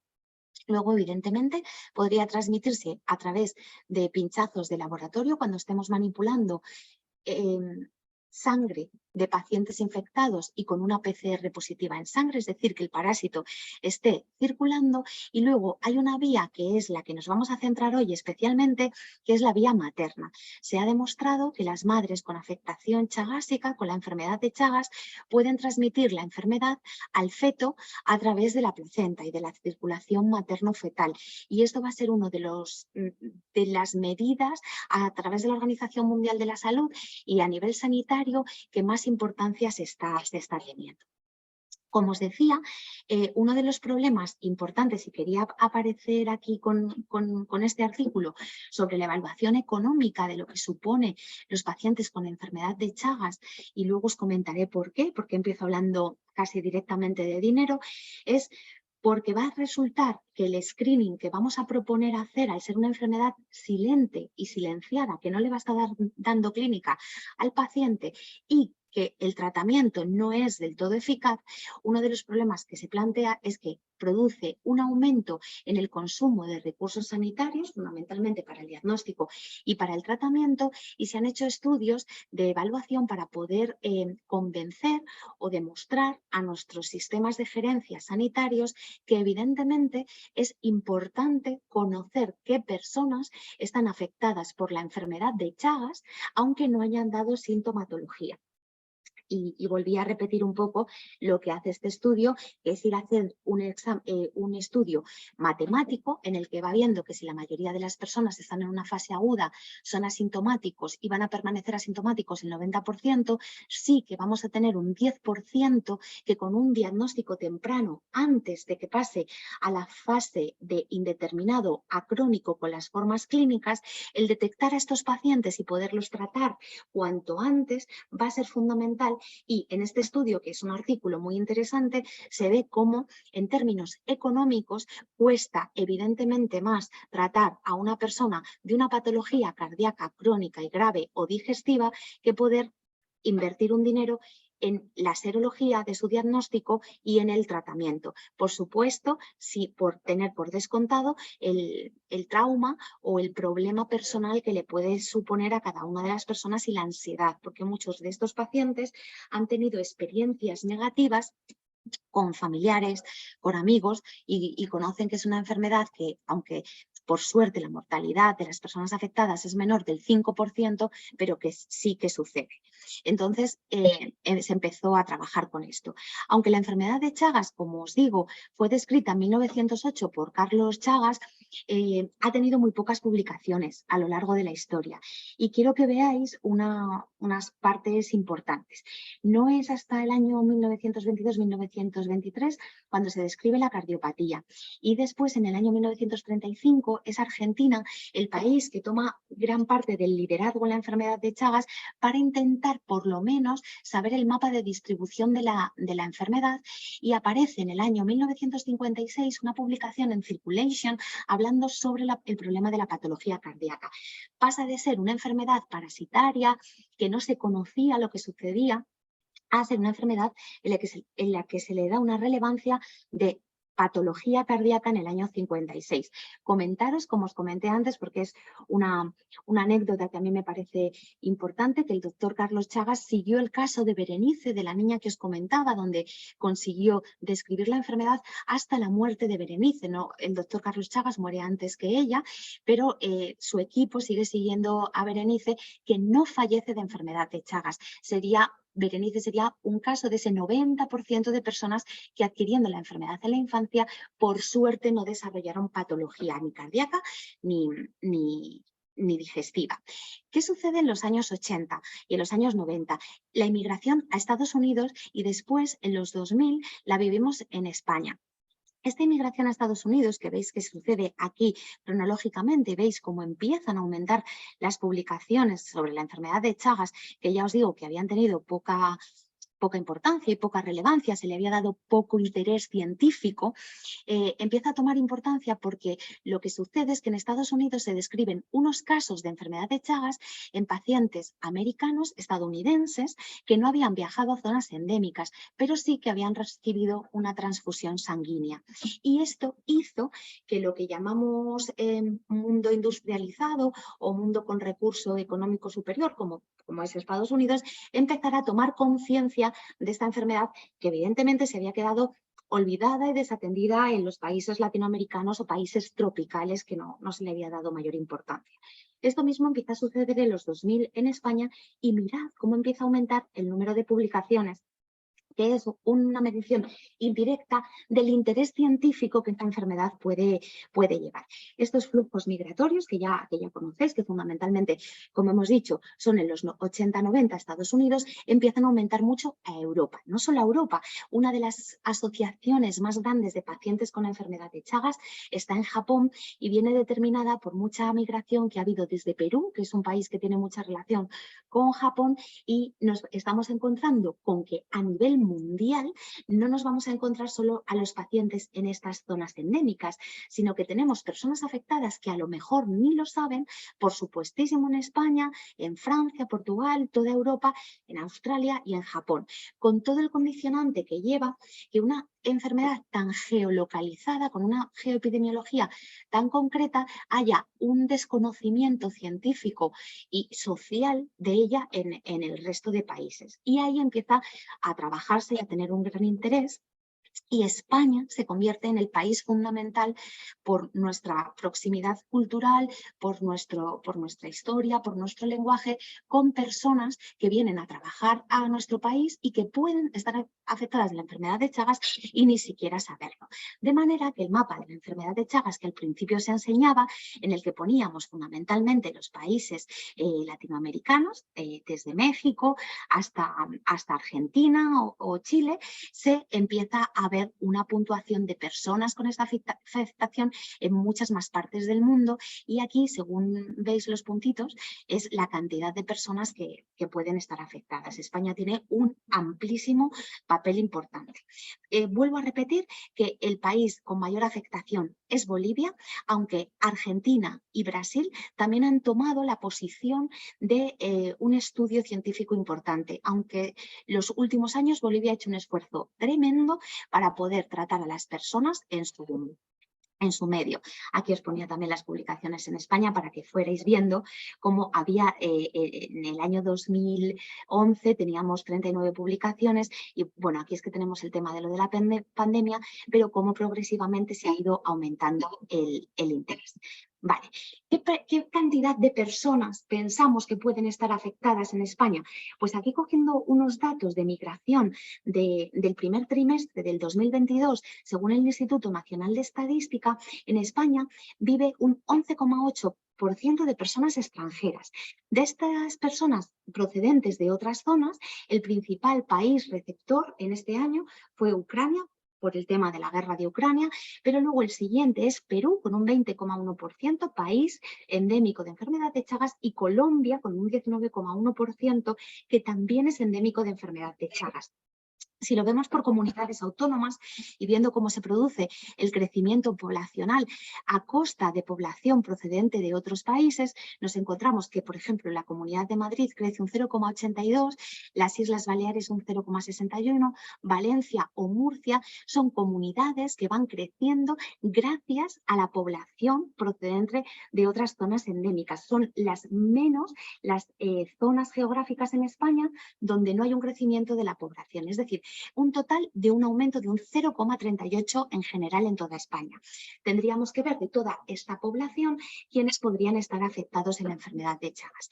España toma tal conciencia de la importancia que va a tener entre su gente que está viviendo en el país afectada de enfermedad de Chagas, que toma un gran posicionamiento y hace un documento muy interesante hablando del liderazgo que debe tomar España con la lucha contra el Chagas. ¿Para qué? Para hacer una implicación de conocimiento científico, de formación al personal sanitario, de concienciación a la población que puede estar afectada y una divulgación y conocimiento a toda la comunidad científica para conocer esta enfermedad y que no sea una enfermedad olvidada en nuestro país.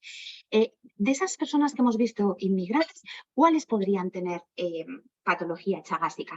Bueno, pues si tomamos en este estudio que se publicó en el Travel Medicine and Infectious Disease, se ve que tendríamos hasta 2,2 millones de personas, 146.719 personas procedentes de países que son endémicos de enfermedad de Chagas. Si hacemos una aproximación de la incidencia de la enfermedad, haciendo unos cálculos dependiendo de la incidencia estudiada, este es otro de los problemas, no se conoce en todos los países cuál es la incidencia correcta o veraz en cada una de las poblaciones, podríamos llegar a pensar que hay afectados en nuestro país 55.367 personas. Era una aproximación matemática.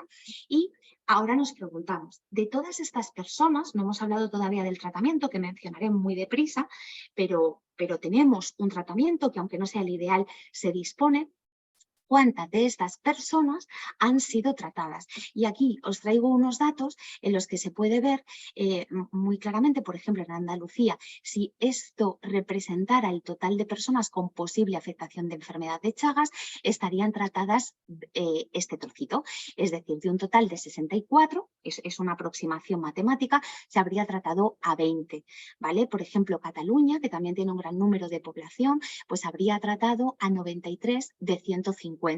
Y Madrid, por ejemplo, tendría tratado solo a 47 de 142. Esto que nos hace pensar que tenemos una bolsa poblacional de personas afectadas que probablemente no conozcan su enfermedad o que si conocen que tienen la enfermedad, aunque estén en este momento asintomáticos, no están recibiendo tratamiento. Y de hecho, y esto os lo voy comentando, gran parte, no la mayor, pero una parte importante de pacientes que estamos tratando en nuestra unidad son personas, sobre todo varones, en edad media, que van a acudir al sistema sanitario por afectación cardíaca, con bloqueos de rama, con miocardiopatía, como os comentaba, y en el seno del estudio cardiológico se detecta que lo que tienen es enfermedad de Chagas. Y los estamos viendo porque todavía no hay una evidencia científica importante, como os comentaba antes, que tratar el parásito cuando ya se ha establecido la patología cardíaca o digestiva sea eficaz. Aún así, os comento que lo estamos realizando en consenso con los grupos de estudio latinoamericanos, que es lo que se está haciendo para intentar mejorar la calidad de vida de estos pacientes. Pero claramente es un fracaso llegar al diagnóstico cuando ya se ha producido la patología orgánica, cuando hemos tenido una decadencia de tiempo importante para poder detectar a estas personas.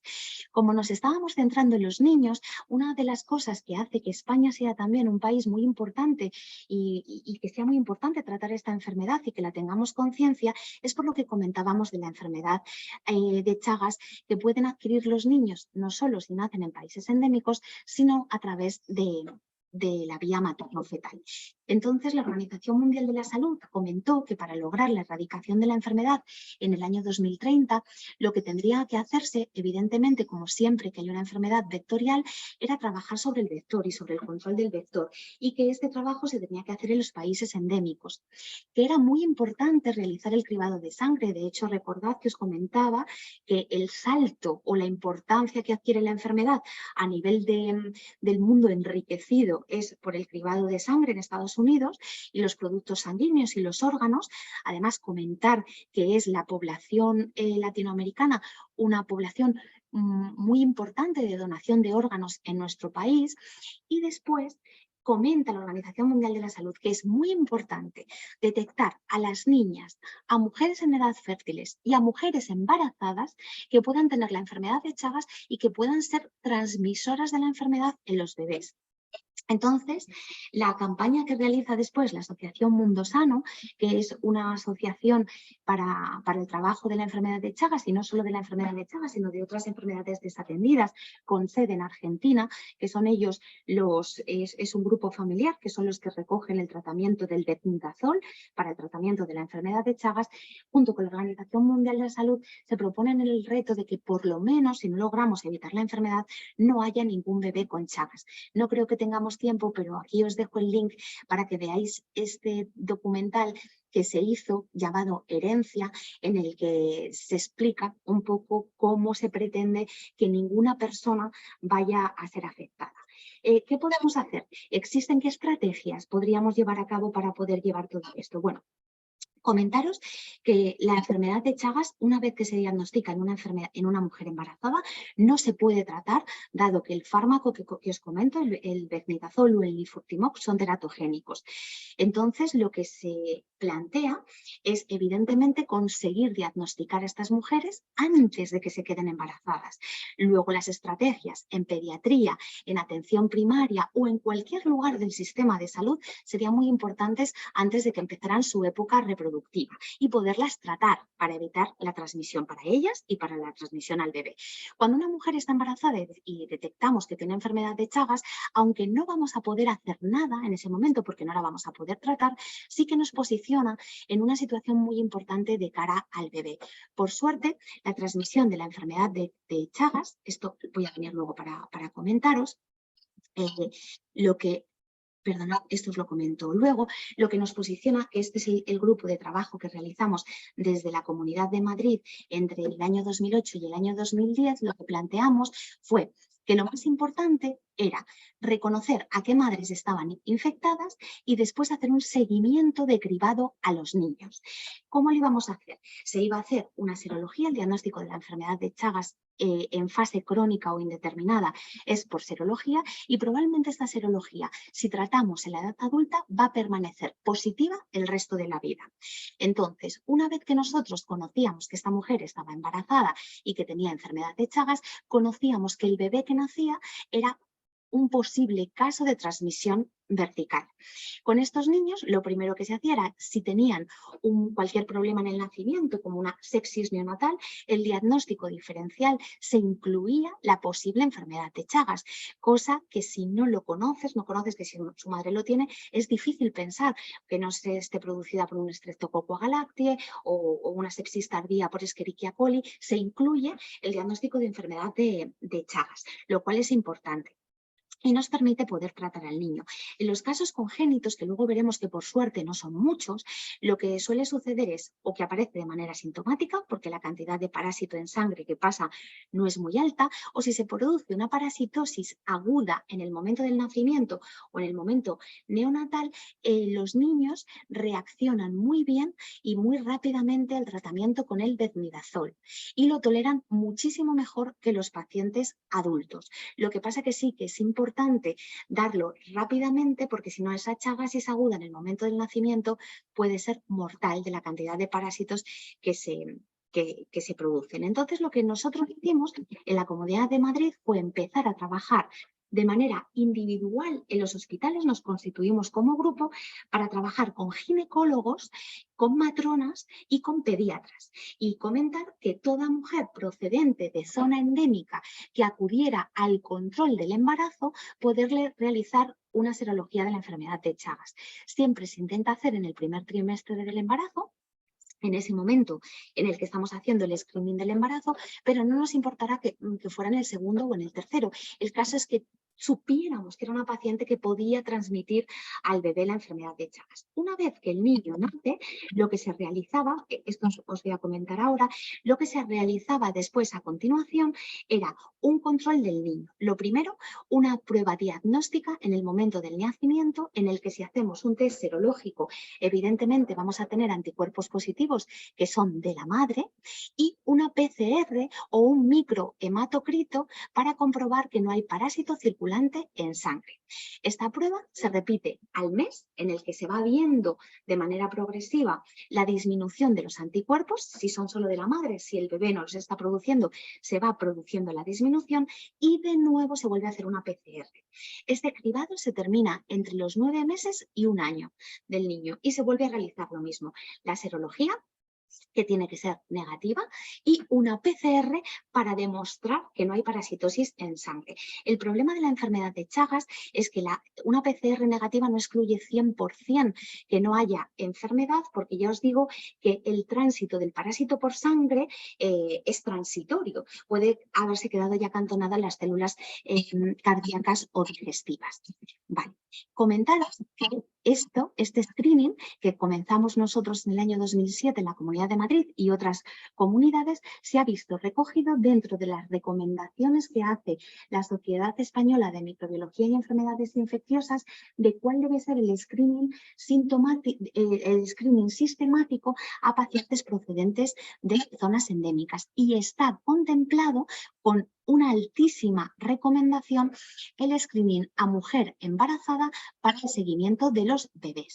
Aquí volveríamos a ver en este mismo estudio que os enseñaba al principio de cuál era el número de personas que podían estar afectadas. Quería comentaros que se estimaría que con el número de pacientes inmigrantes que tenemos y el número de niños nacidos tendríamos una posibilidad de tener que tratar 248 casos de niños, ¿de acuerdo? Vale, comentaros que desde que se hace el seguimiento de esta manera, desde los servicios de ginecología, pediatría, microbiología y enfermedades infecciosas, se vio que en el año 2009 Madrid tenía una tasa de transmisión de 2,4%, mientras que Barcelona la tenía de 7,3%. Esto también... Esta tasa más alta de Barcelona era simplemente en cifras tan pequeñas, es por el hecho de tener un único caso. Y de hecho en Madrid seguimos teniendo una tasa muy baja. De manera que una de las cosas que nos costó más al principio, os hablo del año 2007, era convencer que tener que hacer 2 pruebas serológicas, porque el diagnóstico de Chagas te hace la confirmación con 2 pruebas diferentes serológicas, a toda mujer embarazada, incluso abrirlo a toda su familia, etcétera, etcétera, pues subió sobre todo el gasto en los laboratorios de microbiología. Y bueno, tuvimos la suerte de tener el gran apoyo del Centro Nacional de Microbiología, que apoyó completamente el programa de vigilancia epidemiológica de Chagas, y la doctora María Flores y su equipo nos ayudaban con el tema de las PCRs, y así seguimos trabajando con ellos. Me consta que progresivamente se ha ido realizando en la mayoría de los hospitales, pero al final, y lo hablaba el otro día un poco con Rocío comentando el tema, si no existen legislaciones u ordenanzas específicas, acaba quedando un poco como de la buena voluntad de los trabajadores que asumimos estos screening, que nos va costando hasta convencer a nuestros gerentes y a nuestros compañeros que a lo mejor no están tan concienciados con la enfermedad, y la ayuda de un decreto o de una norma de una sociedad nos parece fundamental. Simplemente por comentaros un poco, existen directivas y reales decretos en estos países, por ejemplo, europeos, con respecto a las transfusiones. El Real Decreto en España se hizo en el año 2005, que es obligatorio privar la enfermedad de Chagas en cualquier persona que vaya a donar sangre. Muchos de mis pacientes vienen porque han ido a donar sangre. La población latinoamericana es una población altamente generosa y muchos de ellos se les detecta en este paso o incluso en donantes. Vale, evidentemente, como os comentaba, comentaba, la mayor prevalencia es en personas de Bolivia, porque es donde mejor adaptada está la enfermedad y donde también más se ha trabajado en buscar a estos, el gobierno boliviano y su personal sanitario está haciendo un excelente trabajo. Yo creo que están reconociendo más casos. ¿Por qué os comento esto ahora? Porque se planteó en un momento determinado centrar la estrategia de control serológico a la mujer embarazada y a sus hijos solo en población boliviana. No se aceptó, evidentemente, porque aunque evidentemente iba a ser más coste eficaz, no era admisible que una persona de Chile, Brasil, Uruguay o Argentina se quedaran sin saberlo por el hecho de que su prevalencia en su país teóricamente fuera menor. España tiene un criterio de selección de órganos del año 2008, no es un real decreto, pero está contemplado. Y luego en el congénito quería que vierais lo que está puesto en España como protocolos obligatorios. Ya os comentaba el de la SEINC, en el que hay una alta recomendación de realizarlo, pero lo que tenemos es en Murcia, no sé si es un real decreto, pero es creo que sí, de la Comunidad Valenciana, o sea, una recomendación, un real decreto, una recomendación de la propia comunidad.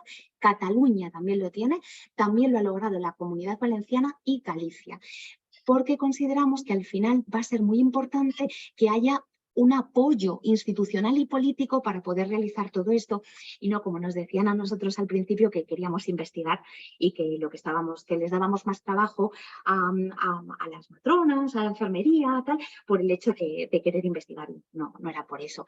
Nosotros hemos hecho varias publicaciones, os traigo aquí unos datos muy rápidos para comentaros que cuando nosotros estuvimos viendo a 122 mujeres que estaban embarazadas con serología positiva, tuvimos al final un total de 125 niños y la transmisión vertical se detectó en 3. Solo uno de los casos fue sintomático. De hecho, tuvo un adelanto del parto por un hidrocefalis fetalis producido por la enfermedad de Chagas. Los otros 2 fueron asintomáticos y se detectaron en el screening que os he comentado al mes de nacimiento de estos niños.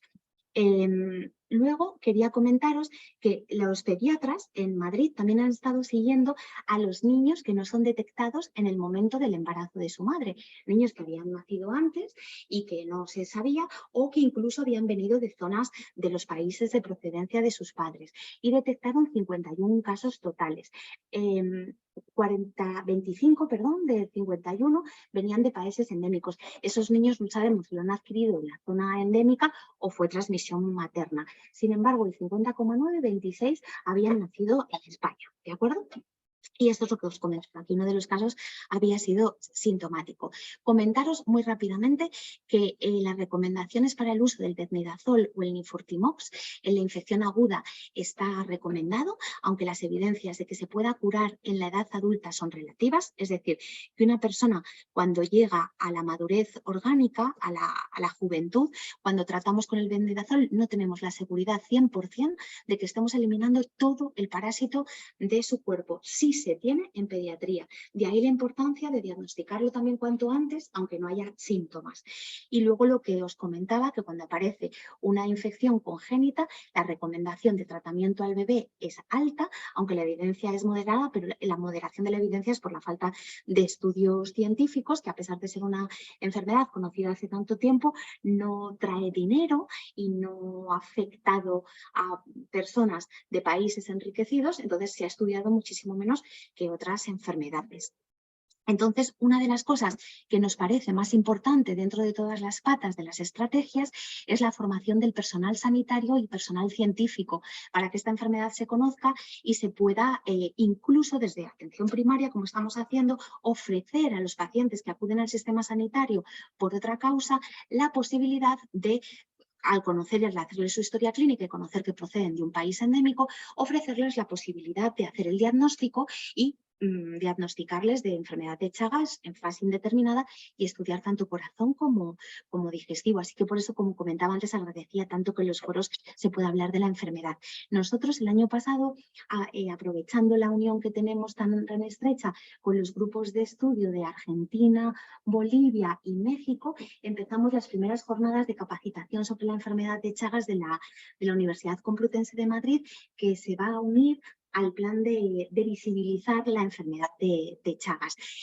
Queremos repetirla este año, así que ya os pasaré si la volvemos a realizar, porque tuvo bastante éxito y fue muy interesante, os pasaré la invitación, será totalmente gratuita por si os interesa uniros. Así que como conclusiones, España sigue siendo un país de alta prevalencia de personas con enfermedad de Chagas que tenemos que tener en cuenta, que hay un alto número de personas infradiagnosticadas, que el mayor problema serían las mujeres en edad fértil, ya que son ellas las pacientes y potencialmente su descendencia, y que la detección y el tratamiento precoz va a ser fundamental, y que los estudios y los ensayos en nuevos fármacos más eficaces también van a ser muy importantes. Lo comento para la gente que os dediquéis a la investigación básica o a la parasitología básica, que es una de las líneas más importantes, igual que los diagnósticos avanzados.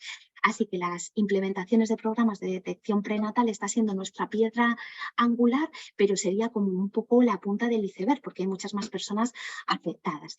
Así que consideramos que tiene que haber unas estrategias de gobierno, de sistema de salud y de personas para acercarnos también a los afectados, considerar su opinión, darles a conocer la enfermedad, ya que os digo que tiene un aspecto muy importante que no me he metido, de estigmatización. Así que al final muchas veces las enfermedades que están producidas en lugares donde hay pobreza las acaba soportando simplemente las personas pobres, y solo se hacen caso cuando puede haber una afectación en un país enriquecido. Y nada más, muchas gracias.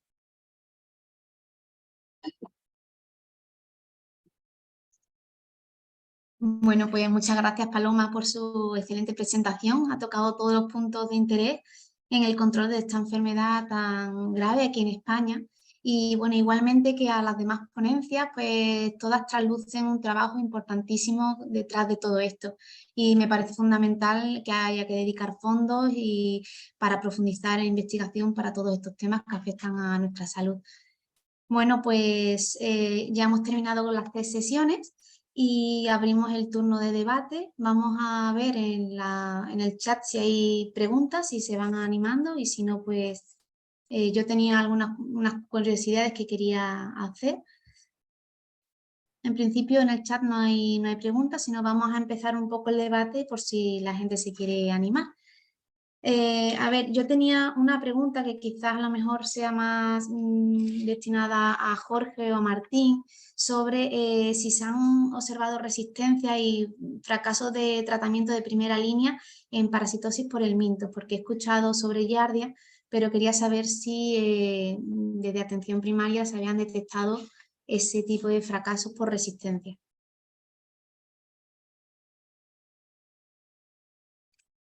En cuanto al mintos, el problema que tenemos es que muchas veces los diagnosticamos por serología, entonces la serología va a persistir positiva.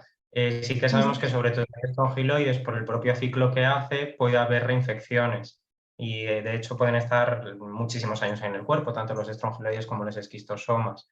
Entonces, si se dejan, y también el ciclo va dependiendo de si eliminan o si no eliminan huevos, entonces la verdad es que eso creo que es bastante difícil, pero sí que cuando yo estuve buscando, sí que encontré que en algunos sitios están empezando a haber resistencias. Sí, ¿no? En laboratorio me refiero. Sí, sí, sí. Y hablando de alternativas terapéuticas, en el caso de ciertas enfermedades importantes, como en el caso de la esquistosomiasis y el praziquantel, y también tosocariasis, el albendazol, porque claro, enfocado a edad pediátrica hay muchas limitaciones, ¿no? Que no están aprobadas en niños menores de 6-4 años. En esas situaciones, ¿hay otras opciones de tratamiento? Pues la verdad, yo lo desconozco porque todos siempre los tratamos con praziquantel, pero sí que de hecho tengo por ahí un libro de tratamientos alternativos. Lo que pasa es que no lo tengo aquí, pero sí hay, sí que sé que hay. No os puedo decir el cuál. Sí, claro, pero sería una situación pues muy limitante, ¿no? Porque ahí estáis los pediatras con muchos límites a la hora de tratar a los niños. Y luego también el caso de estrongiloides me parece también controvertido. Me ha parecido muy interesante que se solicite pues, incluir en los protocolos de screening serología estrongiloides en el caso de niños que se vayan a someter a un tratamiento inmunosupresor. También había escuchado un caso donde era el donante el que tenía estrongiloides y que pues el paciente receptor fue el que desarrolló una hiperinfestación. Entonces quería saber si a la hora de hacer donaciones también hay un screening, no sé si tenéis conocimiento de ello, de screening serológico en órganos donantes, aparte de en sangre. Hasta donde yo sé, todavía no está protocolizado como tal en España. Es como decíamos antes, que depende un poco más del clínico que lo quiera hacer, pero no está protocolizado como tal. Siempre que hablamos de parásitos y sobre todo de estrongiloides, parece que hablamos de enfermedades tropicales y ya estamos viendo que en España parece que sí que hay, ¿no? Entonces, de hecho, Estados Unidos sí que lo mete en sus guías de trasplante. En España, hasta donde yo sé, por ahora no está metido. Sí que hay intención de seguir avanzando en esto, pero por ahora no está todavía protocolizado. Sí, bueno, Y pues que poco a en poco. programas que tenemos de formación a nivel de atención primaria, sí que hemos incluido en esa formación realizada también desde la Sociedad de Pediatría, pues hemos incluido información para que los profesionales sepan que tienen que pedir esa serología de estrongiloides ante niños que procedan de áreas endémicas, pero también teniendo en cuenta esa zona, ¿no?, del Mediterráneo característica, y hemos insistido mucho en la formación y en algún caso hemos podido saber por los compañeros que lo han diagnosticado gracias a insistirles en que deben hacerlo. Claro. Bueno, aquí parece que hay una pregunta de Gabriela Tapia y he referido va hacia Paloma, que hasta qué altura sobrevive el nivel del mar, puede vivir el vector de la enfermedad de Chagas. Pues es una pregunta interesante porque en los diatómidos hay varios y tienen unos ciclos entomológicos interesantes. Sí que aguantan alturas importantes, por ejemplo, Cochabamba es una zona que está a unos 2000 metros y tenemos diatómidos. Sin embargo, por ejemplo, la ciudad de La Paz, que no el condado de La Paz, que está a 4000 metros, ya el triatómido no vive. Entonces sí que resisten alturas importantes, pero no, por ejemplo, los 3500 o 4000. Gracias, Paloma. Ya siguiendo un poco con el tema de Chagas, también tenía otra pregunta y era ¿cuándo sería el momento idóneo para empezar el tratamiento en la mujer embarazada para que no interfiera en el diagnóstico para el bebé? Sí, esa es una pregunta muy interesante y un poco controvertida.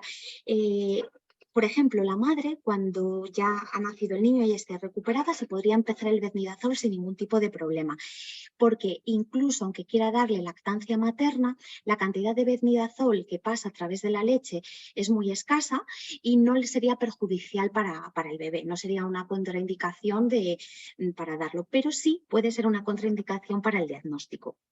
Entonces, por ejemplo, los parasitólogos de diagnóstico como la doctora Flores abogan que, por supuesto, como es una enfermedad crónica, que se mantenga la lactancia todo el tiempo que la madre quiera o pueda o lo que ella considere sin que le afecte la decisión la enfermedad de Chagas, y empezar el tratamiento de la madre en el último momento, que es a los 9 meses, para no interferir en el diagnóstico adecuado del bebé, ya que el umbral que tenemos con el control de la serología es muy escaso y, como comentaba, la PCR no hay una gran cantidad de parásito y nos puede ver interferida encima por culpa de esas pequeñas dosis que no fueran curativas, pero sí que alteraran el diagnóstico. Entonces, los parasitólogos microbiólogos somos más de decir que empecemos una vez que se hayan producido los 9 meses, a no ser que la madre interrumpa la lactancia materna por voluntad o deseo por otra causa, mientras que sí que es un problema porque somos conscientes de que perdemos oportunidad de tratar. Una vez que ya han pasado 9 meses, pues la madre con el niño, con todas, volver a empezar el tratamiento. Aunque he de decir que hay mucha concienciación por parte de la población, aunque en condiciones laborales complejas. Vale. Y claro, hablando un poco de eso, cuando has hablado de información, una curiosidad que también tenía es la siguiente. ¿Actualmente en España hay información suficiente, divulgación, como para que las mujeres que vienen de zonas endémicas, que estén embarazadas o que estén en edad fértil, soliciten ellas mismas de manera explícita pues, esa prueba de detección de Chagas, o de lo contrario actualmente no se ha conseguido esa divulgación y son los propios, pues en el propio centro de atención, los que le informan sobre el riesgo de la vía materno-infantil y en caso de tener la enfermedad. Pues mira, también la verdad que es una pregunta muy interesante. Se han hecho muchos trabajos, grupos como los del Ramón y Cajal, que tienen una unidad muy importante de divulgación y de trabajo con población inmigrante, han difundido muchísimo. Incluso hicimos una iniciativa con ellos también de que madres que habían sido diagnosticadas de la enfermedad de Chagas fueran agentes de salud con otras madres para poderlas informar y poder transmitirlo. Pero al final nos encontramos que incluso aunque se han hecho divulgaciones, el Día Mundial del Chagas, la carrera frente al Chagas, cartelería en los centros de salud, incluso se hicieron anuncios en los periódicos, se ha llegado a ir a embajadas, a la embajada de Perú, de Bolivia, para poder hablar con toda la población. Somos conscientes de que no llega del todo, aunque muchas veces muchos de los pacientes que nosotros tenemos es porque tienen algún amigo o amiga que les ha comentado que tienen la enfermedad y ya acuden ellos. Entonces, claro, se trabaja lo más posible con la población, pero también consideramos que es muy importante que la población sanitaria a nivel de primaria o de cualquier otra especialidad esté también concienciada, porque nos ha pasado, lógicamente, cuando ya han llegado pacientes que nos han comentado que habían ido al centro de primaria o reumatología, lo que fuera, y que cuando le habían dicho, no, no, si usted no tiene, lógico, si no tiene usted ningún síntoma, no es necesario. Es normal, yo diría lo mismo. Entonces, incluso si ellos lo saben, si no tenemos una buena formación en el personal sanitario, podemos también tener ahí una pérdida. Así que la verdad que es un trabajo de todos y difundirlo lo más posible. Sí, poco a poco ir aumentando la divulgación que llegue, ¿no? Y que seamos conscientes de la situación que tenemos aquí en España, ¿no? Y en general. Y bueno, así más preguntas, tenía una para Martín. Y es que una vez que ya se ha diagnosticado a estas personas enfermedades de enfermedades parasitarias, ¿el tratamiento es a nivel de atención primaria o esto se deriva a tratamiento de atención hospitalaria? Depende fundamentalmente de cada caso. Es verdad que aquellas parasitosis que podíamos tratar desde atención primaria, pues era el propio equipo el que realmente pues, no solo se encargaba de pautar el tratamiento, sino de asegurar por seguimiento con los centros de acogida de que se había completado el mismo, ¿no? Cuando era más de una dosis muchas veces. En otras ocasiones, sobre todo con medicación extranjera, pues también debíamos derivar a nivel del hospital, aunque alguna vez hicimos nosotros todo el trámite para ir a buscar el Praziquantel a los servicios donde teníamos que buscarlo, pero realmente ahí fue importante la colaboración a nivel hospitalario que comentaba, pero que después era también en feedback, es decir, nosotros después, una vez conseguíamos muchas veces la medicación y se distribuía a los centros donde era necesario para facilitar el acceso, volvíamos a garantizar que esas personas habían completado fundamentalmente el tratamiento y además nos encargábamos de realizar los estudios de control cuando fuera necesario. O sea, era un trabajo en equipo. Y realmente de todo esto me planteaba también como una reflexión de cuál era la mayor dificultad que se encuentran en las coordinaciones de atención primaria, si tuviese que destacar. Porque entiendo que serán muchas, ¿no? Pero sí la mayor dificultad a la hora de coordinación. Muchas veces quizás que consideren que es un problema propio, que no es algo externo. Realmente, desde el punto de vista de la implicación, los profesionales que se forman parte del equipo y muchas veces el crear pues, diferentes guías de actuación, eran complicadas al principio, pero ya después realmente funcionaban por sí mismas. Cuando desaparece el equipo en sí, desaparece esa base, es verdad que se mantiene un equipo más reducido, pues es volver a insistir en que todo eso que teníamos ya montado, estructurado, volver otra vez a formarlo, porque las personas que realmente actuaban prácticamente pues, de manera mecanizada como un reloj funcionando bien, pues se pierden. Y quizás muchas veces el volver a incidir y el volver otra vez, como decíamos nosotros muchas veces, a la casilla de salida en algunos aspectos para poder mantener cosas que estaban funcionando perfectamente. efectivamente. Bueno, pues muchísimas gracias. Creo que no hay preguntas en el chat. Entonces, bueno, pues... Rocío, a mí me gustaría Sí. hacer una pregunta. Bueno, después, tras felicitar a los ponentes, ¿no? A los tres ponentes, a Martín, a Jorge y a Paloma, una pregunta, sobre todo con respecto a las eosinofilias, que es, antes he oído hablar que me ha extrañado que no se haya hecho de filarias, ¿no? Filarias para detección de eosinofilia. ¿Eso ha sido por alguna razón o algún problema metodológico? O no sé cuál es la razón de no haberse realizado. Y otra, que es que también me ha llamado la atención la Toxocara, una serología con una alta detección. Claro, desde el punto de vista, seguramente se ha utilizado un ELISA de Toxocara con antígenos crudos que pueden dar reactividad cruzada. Y entonces el tener un gold estándar, claro, no se puede tener. Entonces, ¿cómo se valora realmente una serología positiva Toxocara, que a lo mejor puede cruzar con otros ascáridos, ¿no? O con otros antígenos de otros helmintos? ¿Cómo se puede valorar o decir que esa persona realmente puede tener Toxocara, ¿no? Aparte que la mayoría pueden ser asintomáticos, ¿no? En niños, ¿no? O sea, son dos preguntas, yo creo que son para Martín y para Jorge fundamentalmente las preguntas, ¿no? Bueno, de las filarias... Contesta, Martín. No, digo que creo que esta parte te corresponde más a ti, fundamentalmente por la parte de la presentación. Bueno, las filarias no las de rutina, o sea, salvo que haya clínica, no las subimos incluir. Normalmente las filarias suelen producir una hiperosinofilia bastante llamativa. Y además hay ya bastantes programas de cribado de la Organización Mundial de la Salud para disminuir la cantidad en países endémicos de filarias. Y en ese sentido se han publicado en bastantes, sobre todo en Reino Unido, pues lo que nombraba al final, ¿no? Que los cambios en los flujos migratorios y también en los programas de prevención de la Organización Mundial de la Salud han hecho también cambios en lo que son la epidemiología de las parasitosis importadas. En ese sentido, aunque la esquistosomiasis siga siendo importante, también ha bajado por los programas de prevención, pero lo que más ha visto han sido las filarias. Y las filarias normalmente las cribamos o cuando hay una hiperosinofilia muy llamativa o cuando hay pues, un prurito cutáneo muy llamativo.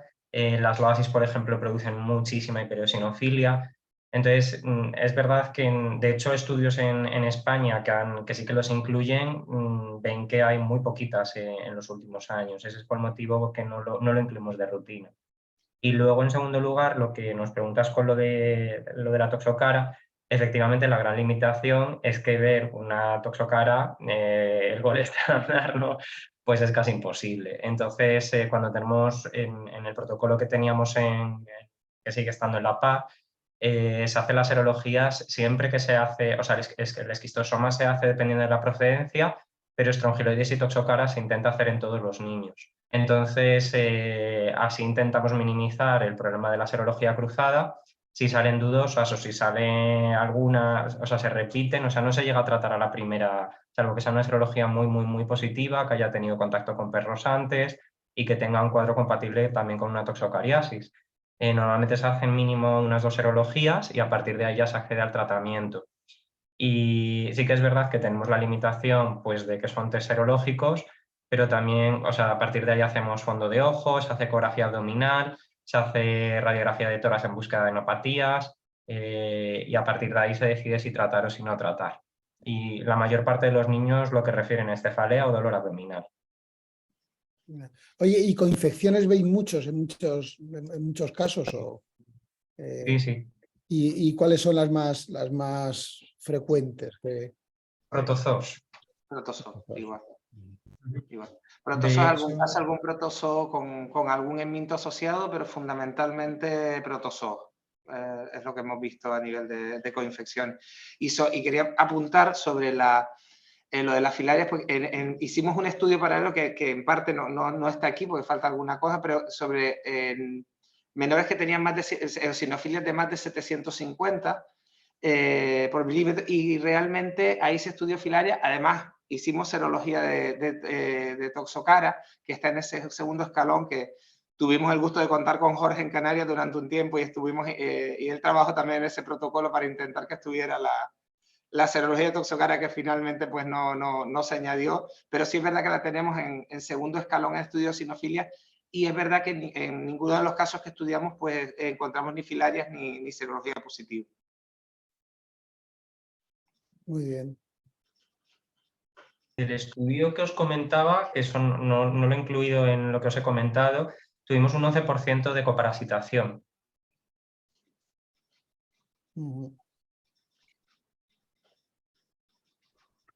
Bien, pues es que estaba viendo un poco si había alguna pregunta más en el chat y bueno, pues veo que no. Con lo cual, bueno, pues ya para terminar quería poner en el chat el link para poder solicitar el diploma de asistencia, pero veo que lo estoy poniendo, pero no me deja ponerlo en general. Le he contestado, no sé si le ha llegado a Carmen, no sé si Carmen puede ponerlo en general porque no me permite ponerlo aquí. Vosotros no lo Rocío, recibís. puedes elegir, en vez de escribirme a mí, Sí. pon a todos.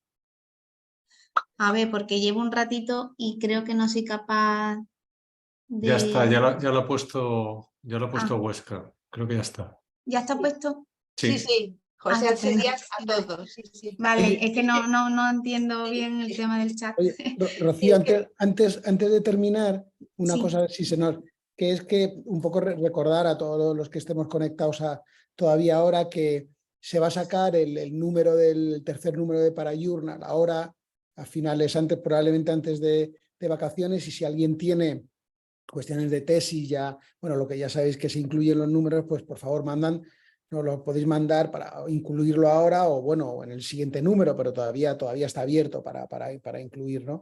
Y luego también probablemente la semana que viene os comunicaremos que el jueves 7 de septiembre será la asamblea ordinaria de año de parasitología, que va a ser en Madrid, en la Facultad de Farmacia, en la Universidad Complutense, y bueno, será el jueves. Hemos preferido la primera semana, o propuesto la primera semana porque no hay clases y entonces todo el mundo está un poco más libre para hacerlo, ¿no? Entonces, bueno, esas dos informaciones para que lo tengáis presente. Vale, pues muy bien. Sí, yo te dejo a ti que... Pues nada, simplemente volver a agradecer a los tres ponentes. Han sido para mí un honor poder contactar con profesionales como ustedes y creo que han podido ser muy enriquecedores las charlas para nuestra sociedad. Y bueno, pues nada, simplemente despedirnos y que las fechas en las que estamos, pues que tengáis pues feliz verano. Así que muchas gracias a todos por la asistencia. Muchas gracias a vosotros. Muchas gracias a ustedes por la invitación. Gracias. Buen verano para todos. Igualmente. Y buen verano, claro que sí. Igual. Adiós. Hasta Hasta luego. luego.